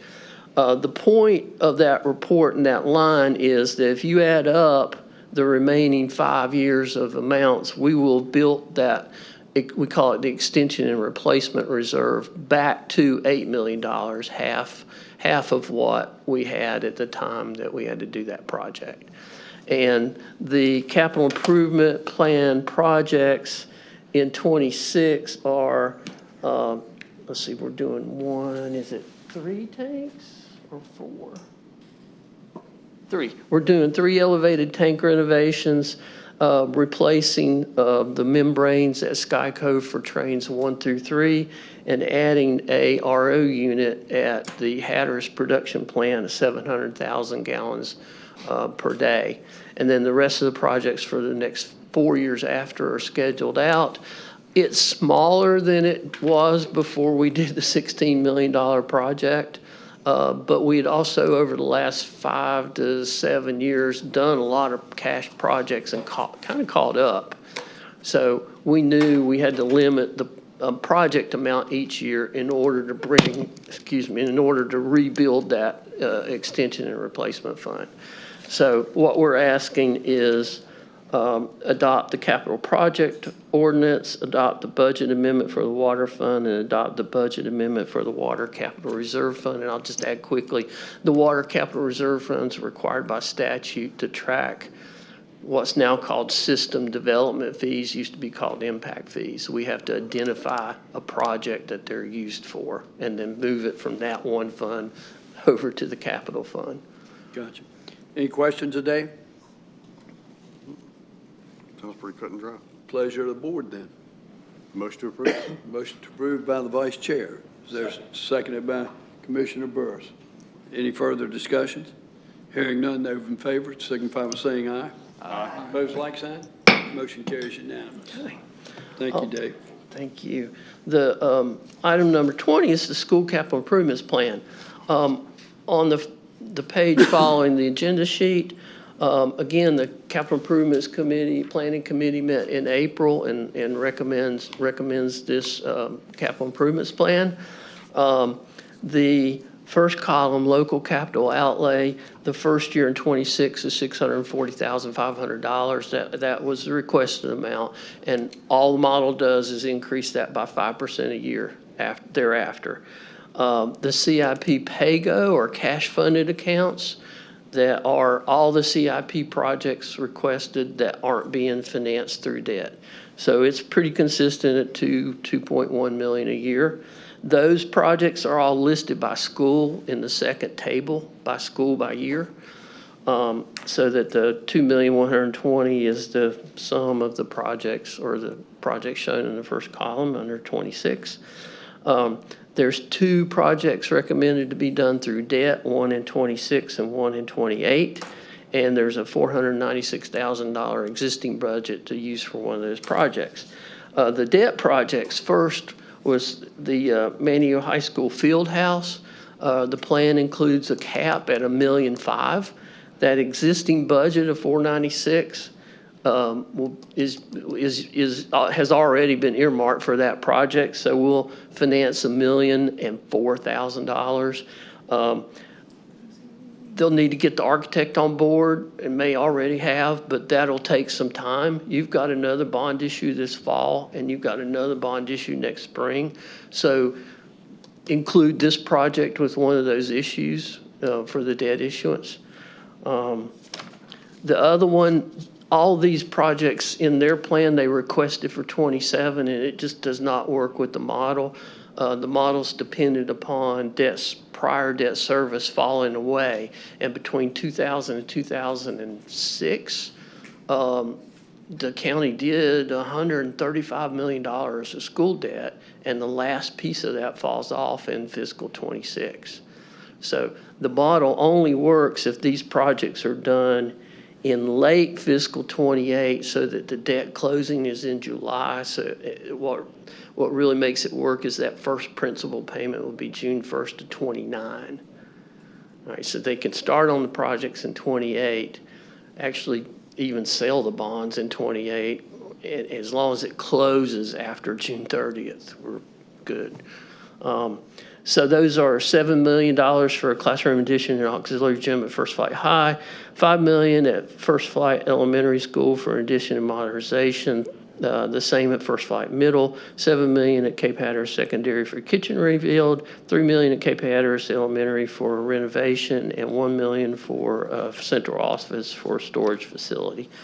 There is something new in this CIP that they included in their CIP request, and we weren't quite sure how to handle this. There is a new fund, a new lottery fund at the state that was established in 2024, and the state funded it for 24 and 25.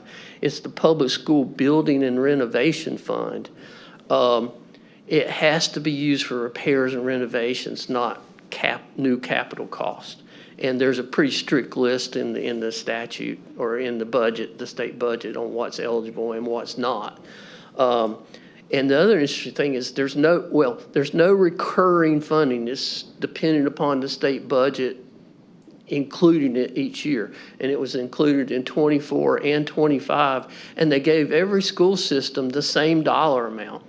Every school system in the state got the same dollar amount. For once, we're on the benefiting side of that of a formula.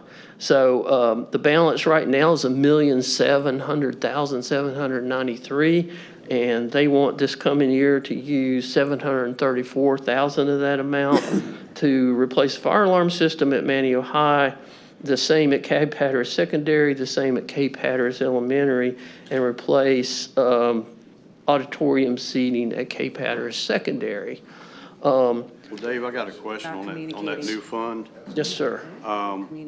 Is that a use it or lose it? It will sit there. The budget actually says there is no time restriction on when it has to be spent. Okay. And it does earn interest. Just educate me on this fire, one you just mentioned.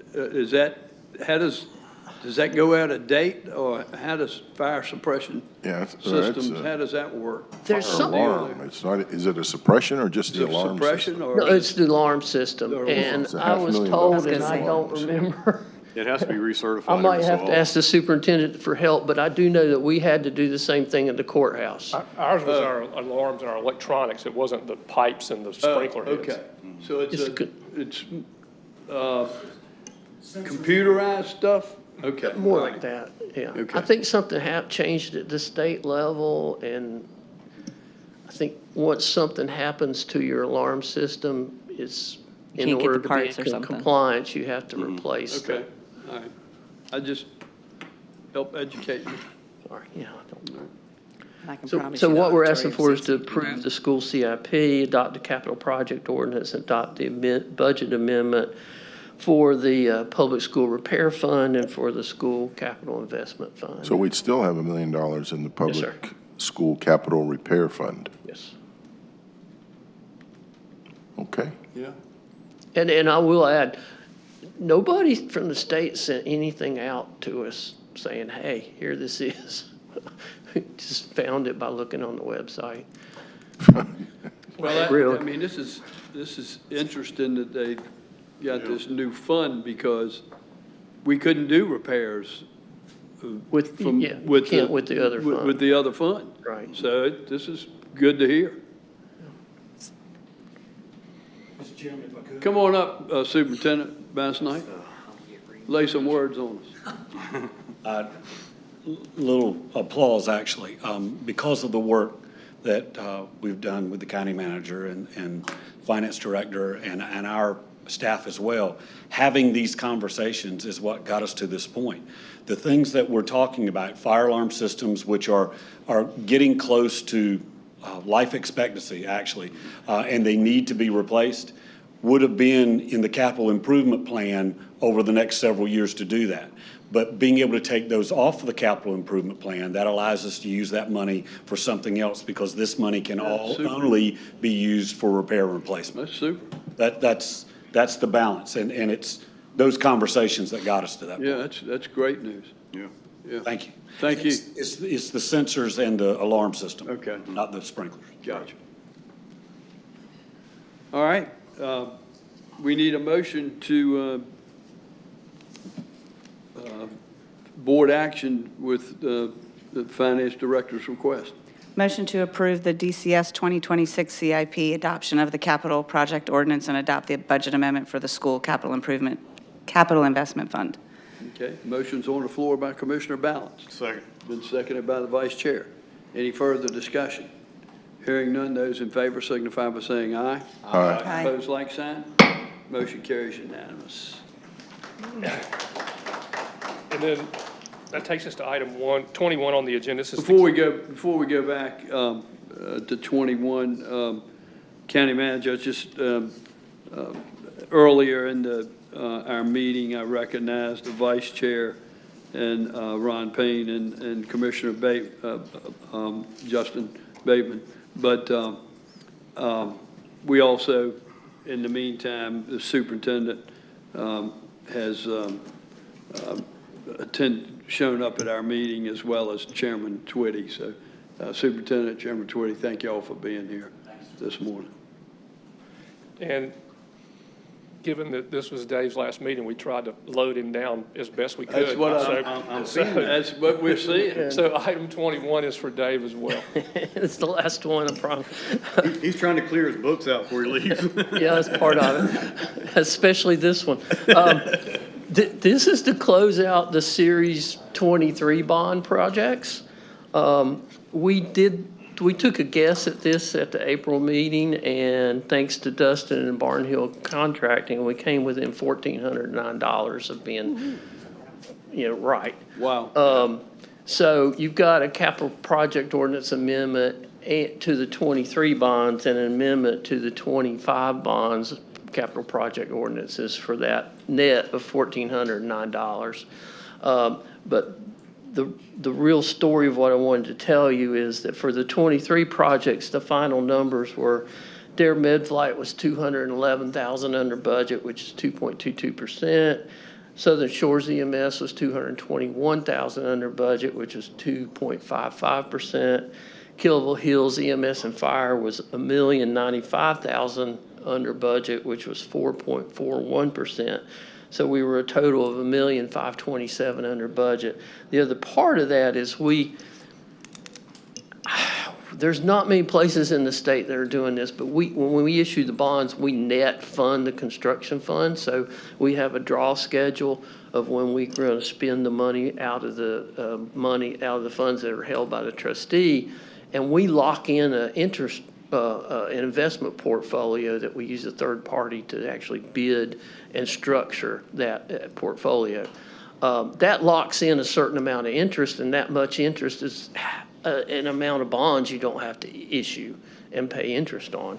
So we did $1,457,000 of that on the 23 issue, but we earned $296,000 more than what we locked in because of rates, and you have to be safe with the draw schedule. So you had a total of $1,823,369, and so you used $1.2 million of that to reduce the 24 bond issue by that $1.2 million, and you're using $623,369 to reduce your next bond issue, which will be for Public Works and NAGSED and EMS. Gotcha. So you will borrow that much less. So the action we're requesting is to amend the 23 capital project ordinance and adopt Yeah, adopt the capital project ordinance for the 25Bs, which is the issuance you'll have this fall for the next EMS station.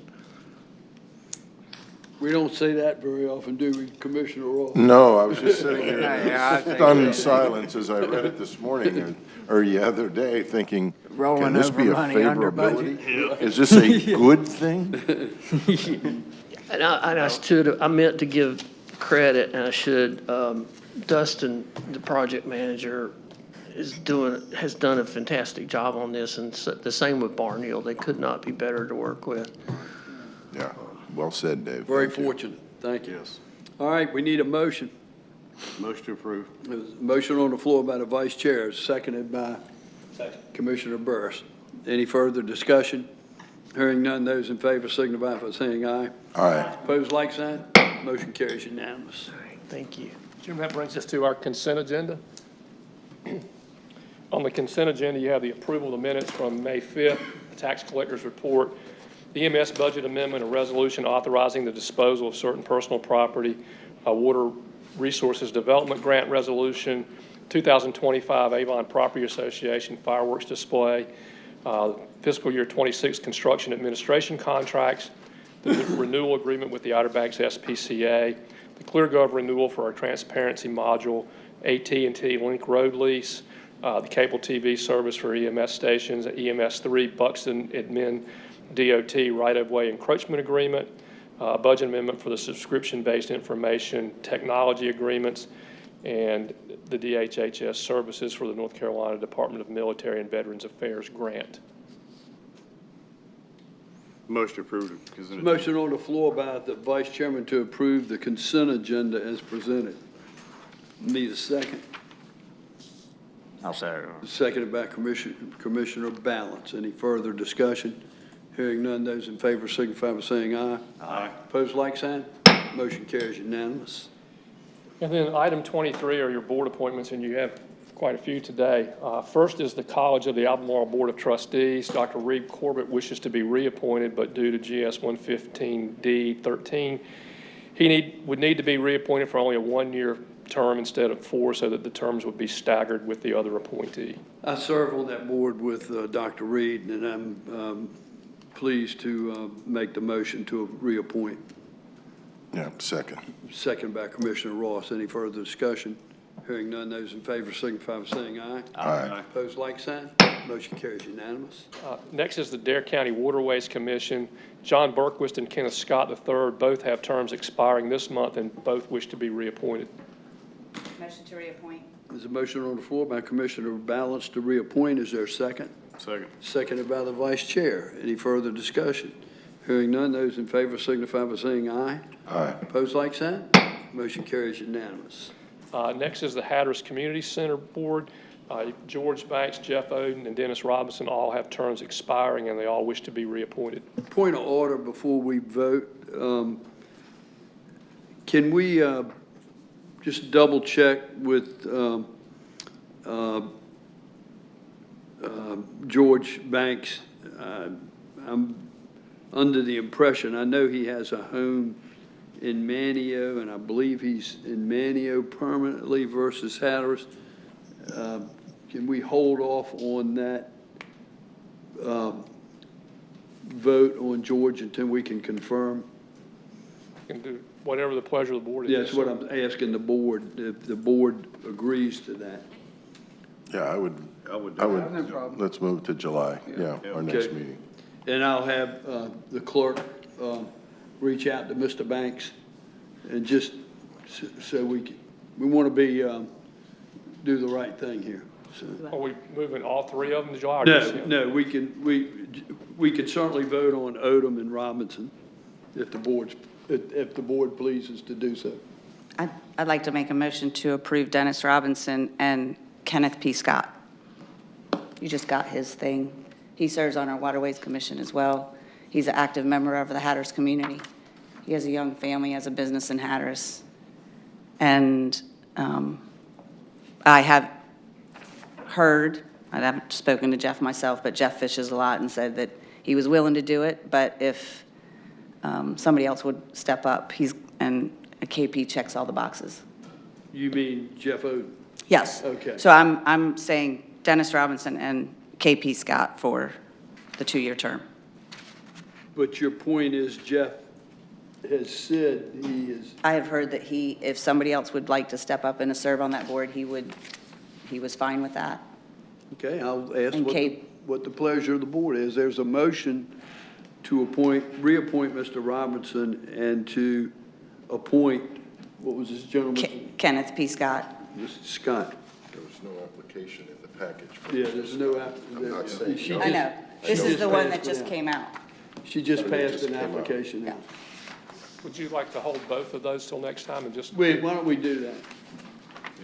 We can, and if the maker of the motion's willing to change the motion, so that the board's had an opportunity to look at this. We just got. Is this? And the only thing I would say is that and he goes by KP. KP already serves on our Waterways Commissions. He's already an active member in county, and he would serve Hatteras Village very well on this board. So the name just Kenneth. Yeah. KP. Well, Kenneth P. It says Scott. just Kenneth, there's no last name. There's no last name. Can I ask the clerk, where did these come from? They applied We- online. They're It's applied online online, thing. and she And the just reason passed we- it out. And the reason we didn't have them in advance was, She just got it. They came in after the meeting. Let's table that until next meeting. Well, we got a motion on the floor right now for Mr. Robinson and Mr. Scott. It'll die for a lack of a second if we don't have a second. Do we have a second?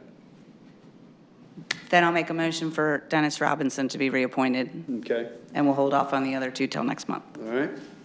Now we have a new motion to approve Mr. Robinson. Is there a second to do so? I'll second it. Okay, Commissioner Creef seconded that. Those in favor of that motion, please signify by saying aye. Aye. Opposed, like sign. Motion carries unanimous. I'll ask the clerk to reach out to Mr. Banks and Scott as well. County Manager? All right, that brings us to the Juvenile Crime Prevention Council. The following have terms expiring this month and wish to be reappointed: Christopher Bryson, Anthony Corbin, Sheila Davies, Steve House, Gail Hutchinson, Catherine Irby, Sarah Sampson, Robert Trevette, Robert Vermillion, and Amber Yance. Laura Gilreath and Martin Dalton have both submitted resignation letters, and these seats will remain vacant for the present time. The following seats are to be vacant at this time: the substance abuse professional person under the age of 21 and the juvenile defense attorney, and 2 at-large positions. Okay, pleasure of the board. I'll make a motion to approve the reappointments of said members. Is there a second? Second. It's seconded by Commissioner Balance. Any further discussion? Hearing none, those in favor signify by saying aye. Aye. Opposed, like sign. Motion carries unanimous. Next is the Library Board. Kevin Wright's term expires this month, and he wishes to be reappointed. B. Bass Knight has chosen to step down, and the Library Board has requested that we postpone her appointment until the July meeting. Motion to appoint Kevin Wright. Okay, there's a motion on the floor by Commissioner Bateman. Is there a second? Second. Seconded by the Vice Chair. Any further discussion? Hearing none, those in favor of the motion signify by saying aye. Aye. Opposed, like sign. Motion carries unanimous. Next is the Mans Harbor Community Center. Bette Beasley, Vicki Craddock, and Jennifer Gilbert all have terms expiring this month. Bette Beasley and Vicki Craddock wish to be reappointed. Jennifer Gilbert has moved and will no longer be serving. The board recommends, the MHCC recommends Daniel Burdette be appointed to fill her seat. Make a motion to approve Daniel Burdette. And Reappoint. And reappoint. And reappoint Vicki Craddock and Bette Beasley. Okay, there's a motion on the floor by Commissioner Creef. Is there a second? Seconded by Commissioner Bateman. Any further discussion? Hearing none, those in favor signify by saying aye. Aye. Opposed, like sign. Motion carries unanimous. next is the Roanoke Island Community Center. Johnique Lee, Clarence Lewis, and Betty Selby all have terms expiring, and they all wish to be reappointed. Pleasure of the board. Motion to reappoint. There's a motion on the floor to reappoint by the vice chair. Is there a second? Second. Seconded by Commissioner Balance. Any further discussion? Hearing none, those in favor signify by saying aye. Aye. Opposed, like sign. Motion carries unanimous. And then last is the Rodanthe Wave Salvo Community Center. Cheryl Blankenship term expires this month, and she wishes to be reappointed. Motion to reappoint Cheryl Blankenship. Okay, there's a motion on the floor by Commissioner Balance to appoint Ms. Blankenship. Is there a second? Second. Seconded by Commissioner Ross. Any further discussion? Hearing none, those in favor signify by saying aye. Aye. Opposed, like sign. Motion carries unanimous.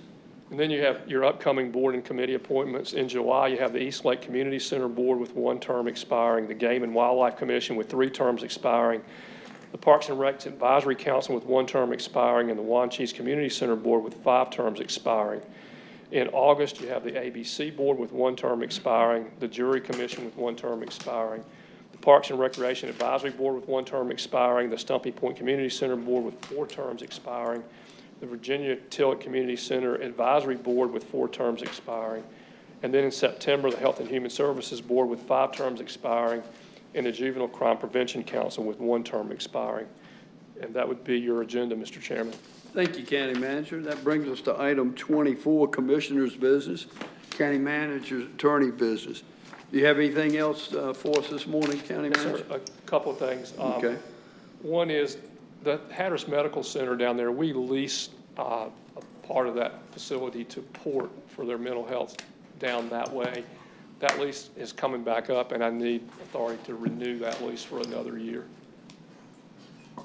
Pleasure of the board. Motion to renew the, Okay, there's a motion on the floor by Commissioner Balance. Is there a second? Second by Commissioner Burris. Any further discussion? Hearing none, those in favor signify by saying aye. Aye. Opposed, like sign.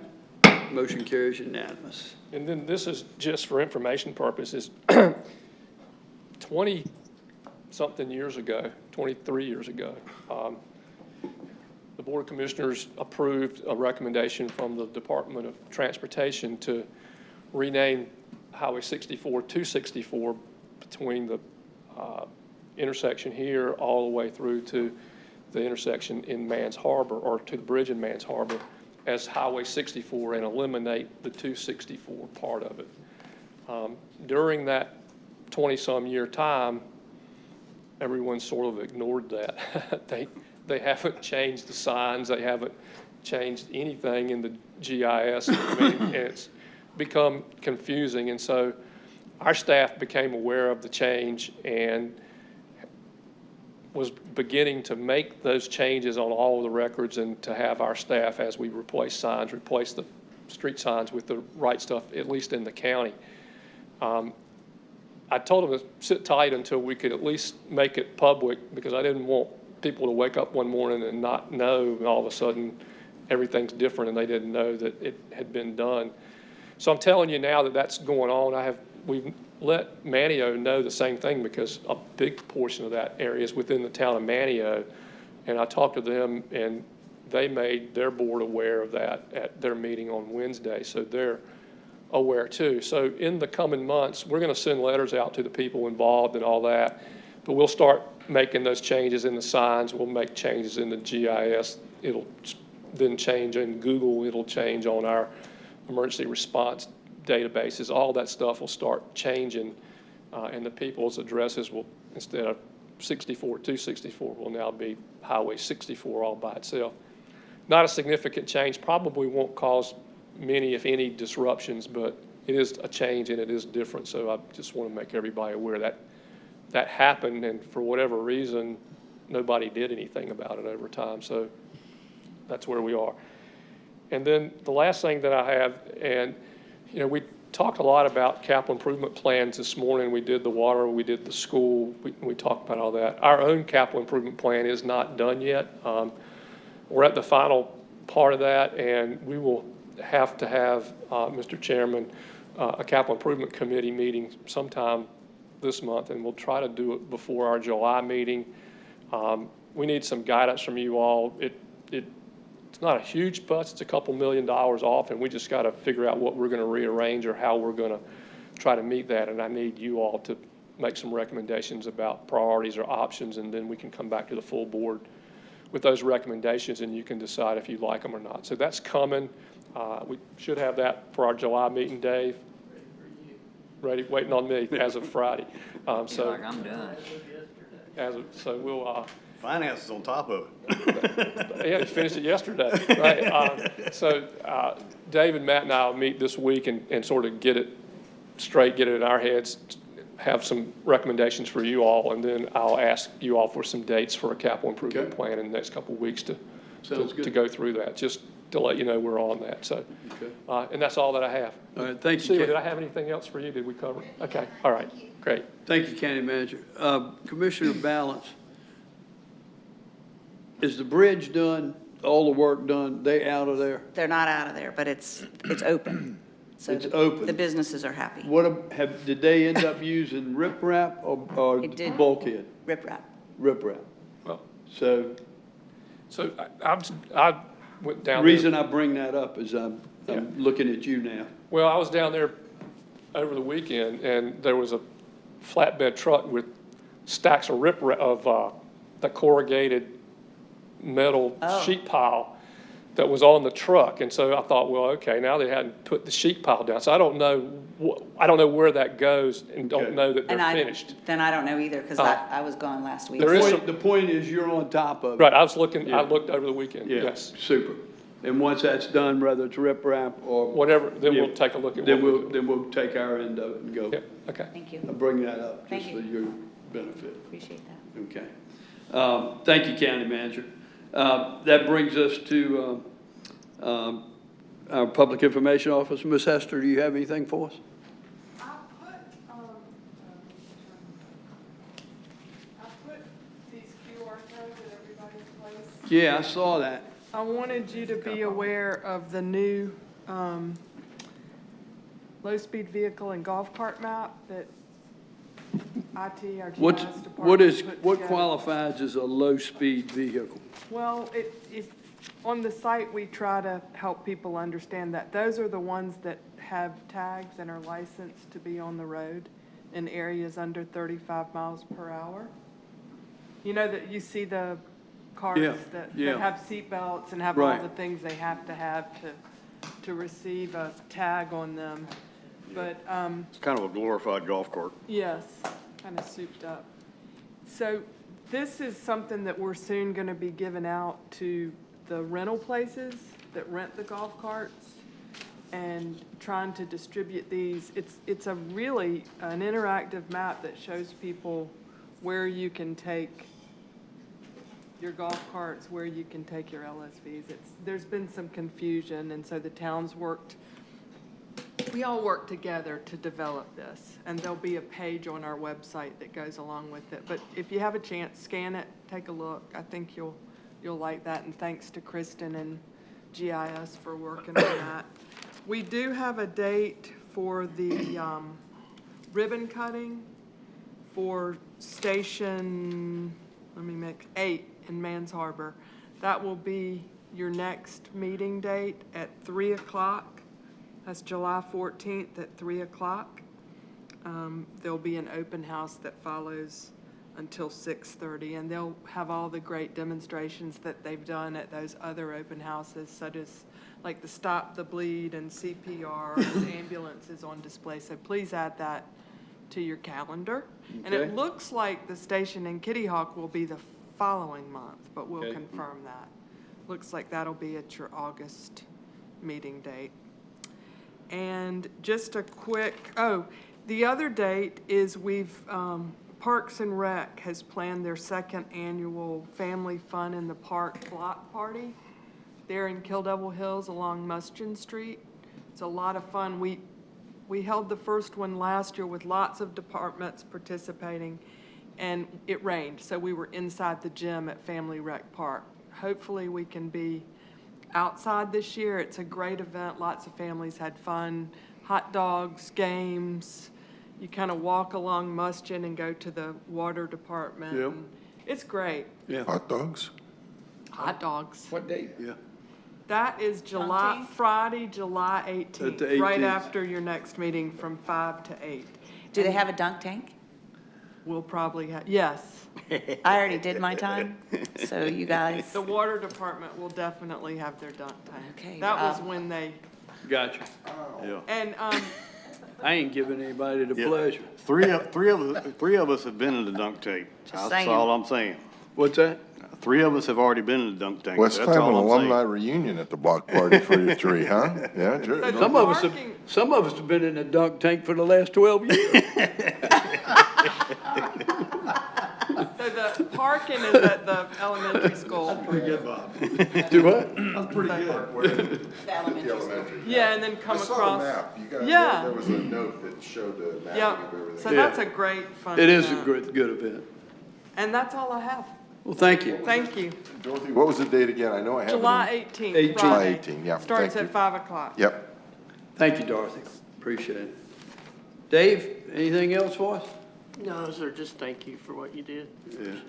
Well, once again, thank you, Dave. I consider you a dear friend, and I thank you for your service. And I had a conversation with your wife to put your hind parts to work once you get out of here. But you will find that you will not figure out how you had time to work now that you're retired. Trust me. And Matt, once again, welcome aboard. We look forward to working with you. And I think you'll enjoy this board. We got a hard-working group right here. You're gonna have to learn how to speak redneck. That's right. Yeah. Well, Bring some of North that, Carolina. yeah. You have to learn this southern drawl down this way.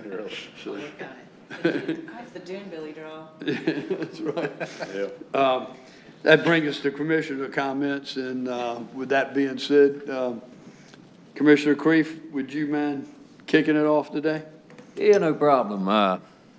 First thing, June 6th, just passed, 81st anniversary of D-Day.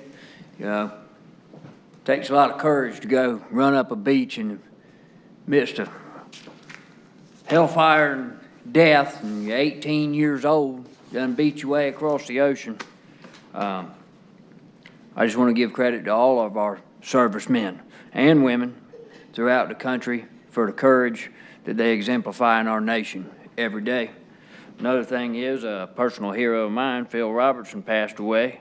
And one of the things he said's really resonated with me all my life, and I feel like I share it with the county. He said, you know, just keep life simple, love God, love your neighbor, and eat well. And, you know, he meant a lot to me. I had the pleasure of meeting him a couple times, and he meant a lot to my life as far as other county business coming up. We obviously have just approved all of our firework stuff, so July 4th. Hopefully all the tourists come and spend a bunch of money, and we get a lot of revenue coming in. So please enjoy our fireworks shows up and down the beach. And that's all I got for today. Commissioner Creef, thank you. Appreciate you remembering the 6th. My father was one of those young men that stormed that beach. God rest his soul, the Lord looked after him, but special people. And thank you for remembering them. Commissioner Bateman. The greatest generation. Absolutely. Bobby, the rec plan that we're getting back, when are we getting? I think it's in July. Okay. That was what the original schedule intended. I'll find out from Spencer to be sure, but I think it's in July. Now, when I say July, does that mean our July meeting? I don't know the answer to that. I have to find out. Yeah, so, but it's coming though. It's coming, yeah. And with that, we'll get the direction on where we should go. So yes, so they should come back and tell us, what we've asked them to do is tell us programmatically what our priorities should be. They'll have some preliminary numbers for that, and I think our concern is going to be less what do we do, but how do we pay for it? And that's going to be our issue. Okay. The other thing, downtown Manio, which is in the downtown Manio, but 64 runs through that, is the Department of Transportation in charge of that road, would that be Manio Powell bill money that fixes that road? I've been getting these calls about, and you ride downtown Manio, the road is just terrible, but it's the main thoroughfare, it's 64. I'm going to guess, because I don't know, because I don't, thank the Lord, we're not involved in roads and highways and POW bill money. We don't have that. So I don't know all the intricacies of that. I think 64 is DOT, and I think the roads that are in towards town are the town of Manio. The only complicating thing to that is with the 400th, they redid and renominated. I don't know if any of that stuff they did way back then had any impact on who does what, but I believe 64 is the DOT's. The person that knows is Melissa Dickerson, the town manager for Manio. I mean, that's what she does, and she would know that right off the top of her head. I can find out and let you know. I'll direct them to her then. Okay. But the road needs to be fixed, that's terrible. Oh, yeah, it is. Right. It's Really falling bad. I've attended the Manio graduation, had a great time. Miss Gay was, of course, one of the salutatorians there, and good luck to her. I'm very proud of her. Dear Challenge, we are about 30 days away from having HIDs and bids in the dormitories and in the staff house. I'm very excited about it. I'm excited for the students we have there. I'm excited for the new students we have coming. It's going to be a great thing. We're in the process this week of pouring concrete on the multiplex building, which is 8,400 square feet. We're excited about that. But we are going to be able to get the CO for the occupancy of the dormitories and the staff house, hopefully within 30 days. So that's a good thing. Dave, sorry to see you go. And, you know, I think Bob said something. The important thing for me is because I'm not a finance guy. I'm not Rob Ross. I'm not a finance guy, so I don't understand a lot of stuff. But you've always taken and put me at ease in explaining things, so my little simple mind can understand on layman's terms. And it's been a pleasure to work with you, and been a pleasure to serve on the audit committee with you. And things are really good. And Matt, welcome. And I know that you'll fit right in, and we'll be rolling right along. So we appreciate all that everybody's done. And that's all I have. Thank you. Thank you, Commissioner. Vice Chairman. Thank you, Mr. Chairman. I had the privilege of being at the Jockey's Ridge 50th anniversary. The drone show was absolutely amazing. I mean, that is the first time the drone shows everybody done on the Outer Banks, and the story that went along with the drones and the pictures they did, it was just phenomenal. Huge turnout.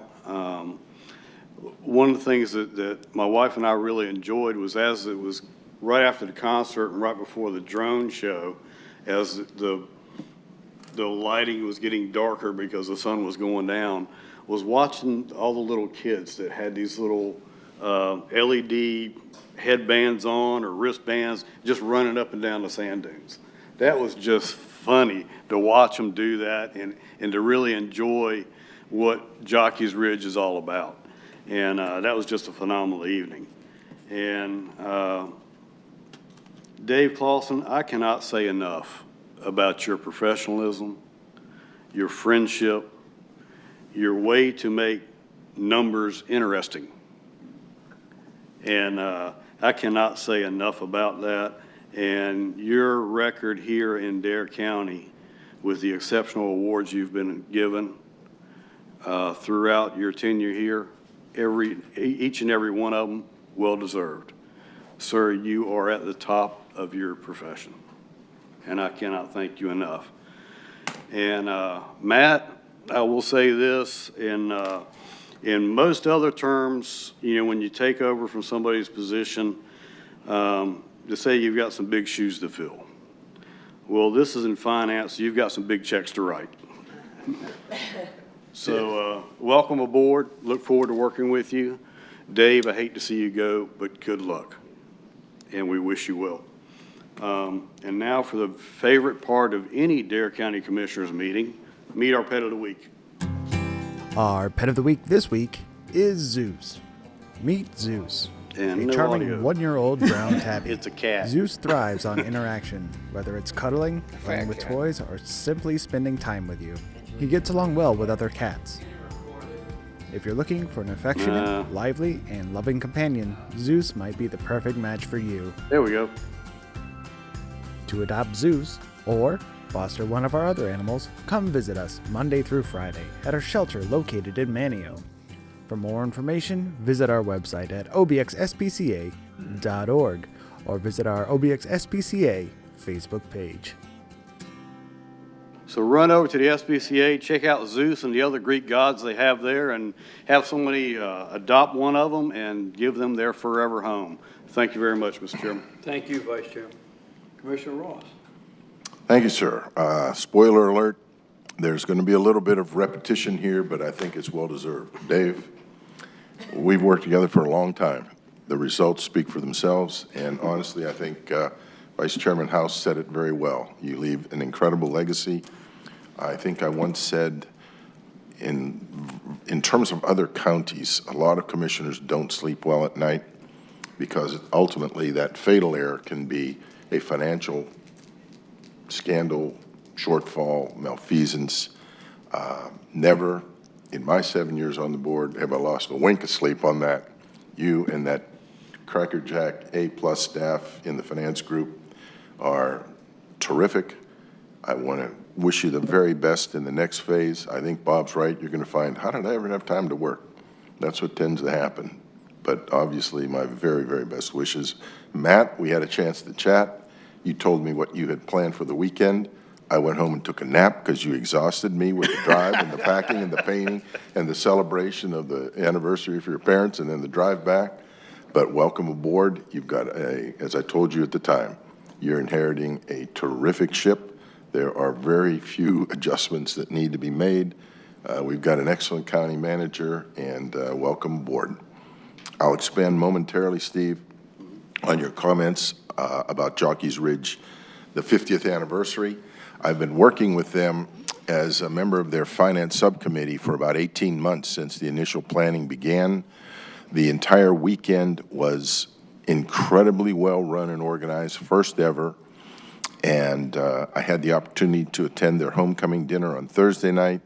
I spoke a few words there that evening and returned Friday for the concert by the Connells, the amazing, amazing drone show. I had never seen one live either, and it was truly something to behold. The coordination and spectacle was really, really something else.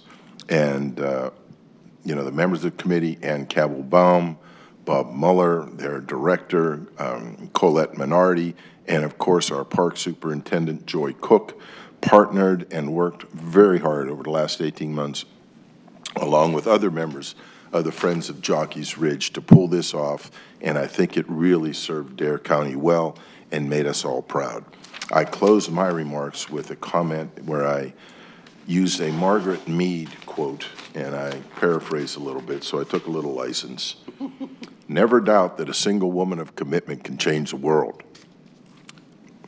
Absolutely. Indeed, it's the only thing that ever has. And I used that in speaking of Carol Baum when she, you know, got the whole thing going. Now it's 52 years ago in 73, culminating in the 1975 determination of state park status for Jockey's Ridge. And finally, again, I'm piggybacking on your Pet of the Week. There are numerous opportunities for volunteers. The SPCA and Shelter is always looking for opportunities. It's on their website, so if folks have a moment or time they'd like to help out, I encourage you to visit that website of the SPCA and look at those opportunities. That's all I have, sir. Thank you. Thank you, Commissioner. Commissioner Balance. We adopted 3 animals from the shelter in December, 2 cats and a dog. They were twin sisters. We couldn't let them get away from each other. So just a couple weeks ago, my husband came home with this kitten, and I said, you're taking it to the SPCA. We're not taking another cat. But it had gotten caught in a gill net and down at the docks where the oyster shack is. And needless to say, I now have a cat named Gil running around my house. So we have 4 cats now, but. You're becoming the cat lady. I'm becoming the crazy cat lady. I am. As soon as they're ready, they're going outside. They'll be indoor, outdoor.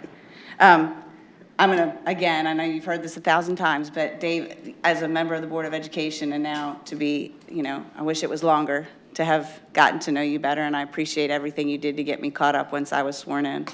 And I wish you nothing but restful vacations and just enjoying your retirement. And Matt, I look very forward to you answering all my questions because it takes me a while sometimes to get it right round.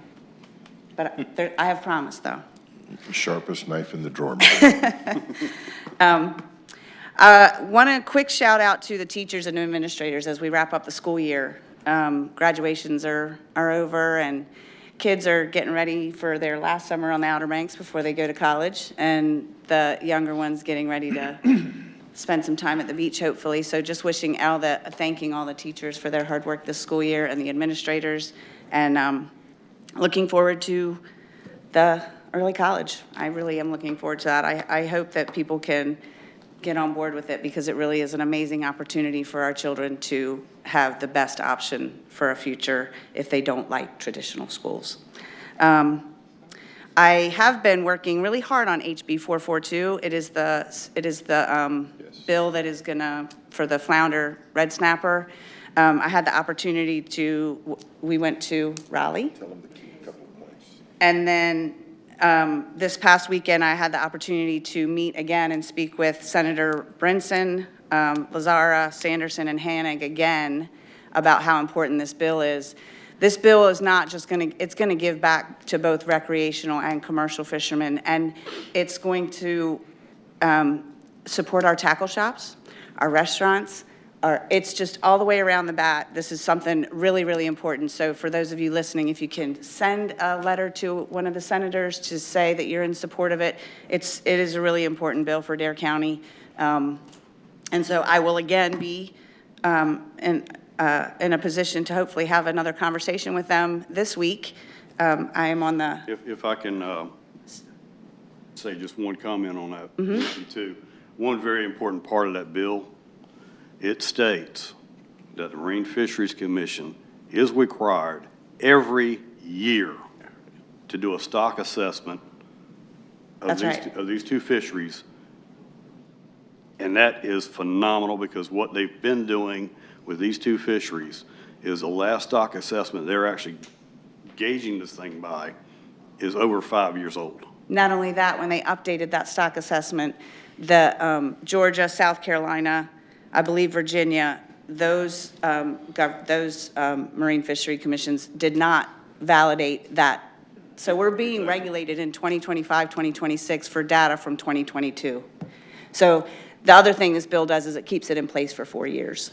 So it holds them accountable for 4 years. So really important. Do we know the fisheries that it impacts specifically? Flounder and red snapper.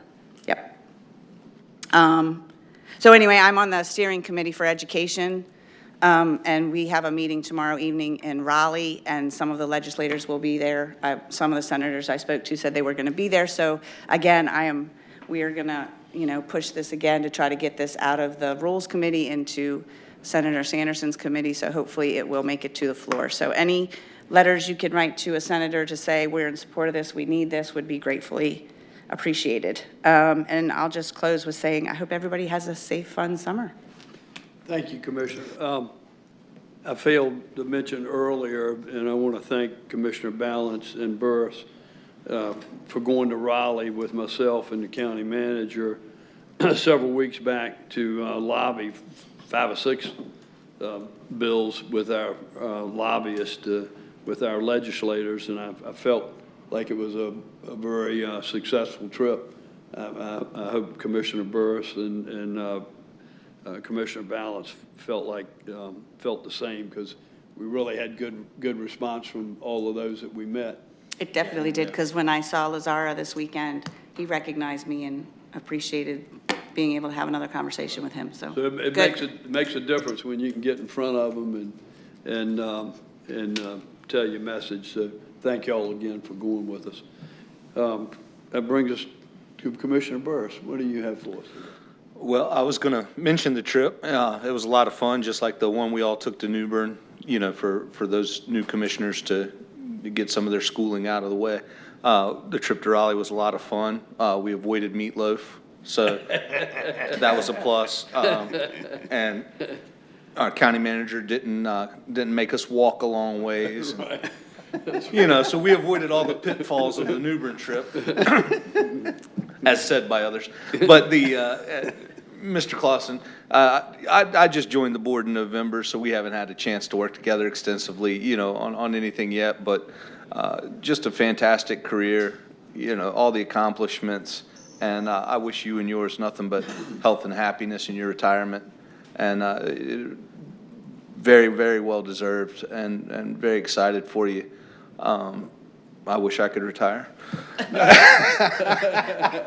No, but anyway, just really well deserved, and thank you for all you've done for the county for the past 35 years. As somebody who's just born and raised here and come up around here, you know, we're second to none here in Dare County, and you've proven that with the work you've done.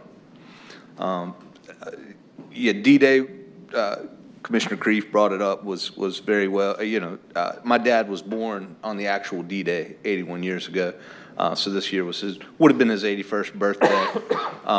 So, you know, I still miss him every day. And that was always an easy history question for me because Dad was born on that day. So it certainly is something, the thought of all those men and women, you know, crashing the beach and serving their nation unquestioned and going out and doing what was necessary, what they were called to do. And so, like I believe Commissioner Bateman said, the greatest generation. So, yeah, that's always something to be remembered, the sacrifices made by our men and women in uniform, not only for us, but for other people around the world, too. We had First Friday, a fantastic time. Dare Arts puts it on, Downtown Mania, First Friday of every month. I encourage people to come out and enjoy that, walk around, enjoy the local businesses, stop in the Dare Arts Council building, look at some art, buy some art, donate $50 for 50 years. And then also 50 years this year, Jockey's Ridge, the celebration over there, was a fantastic show. Everybody keeps pointing to the drone show because it was spectacular, so it was something to behold. And it looks like it's shaping up to be a busy month this month. Special Olympics. Fantastic job for the folks in the Special Olympics. Thank you to all the people that come out and donate their time to help with that program. It's a fantastic program.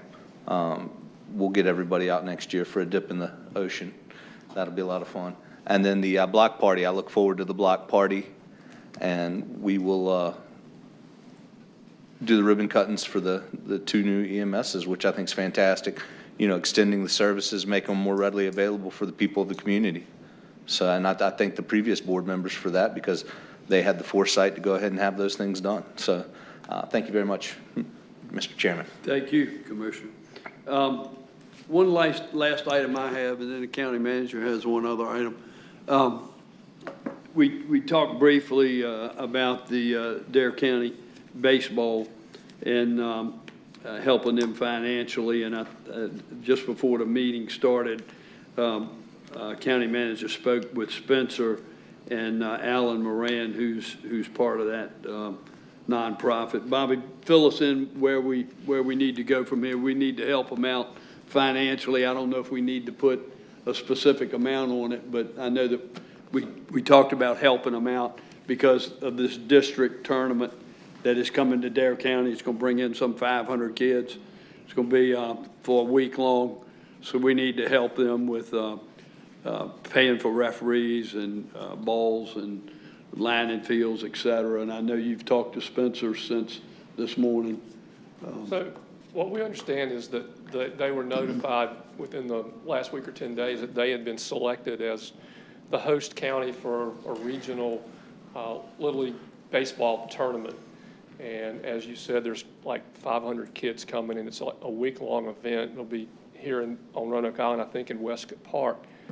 Up until now, Dare County Parks and Rec, we agreed we'll take care of the fields, we'll line them, we'll mow them, we'll be there to rake them between games. All the stuff that we would normally do, we do. Spencer's going to provide them with baseballs. The request that came in late last week is they aren't sure. They have a gate, and the gate goes to the regional baseball committee, whatever. I don't know the names of these organizations, but so the local Little League doesn't keep the gate.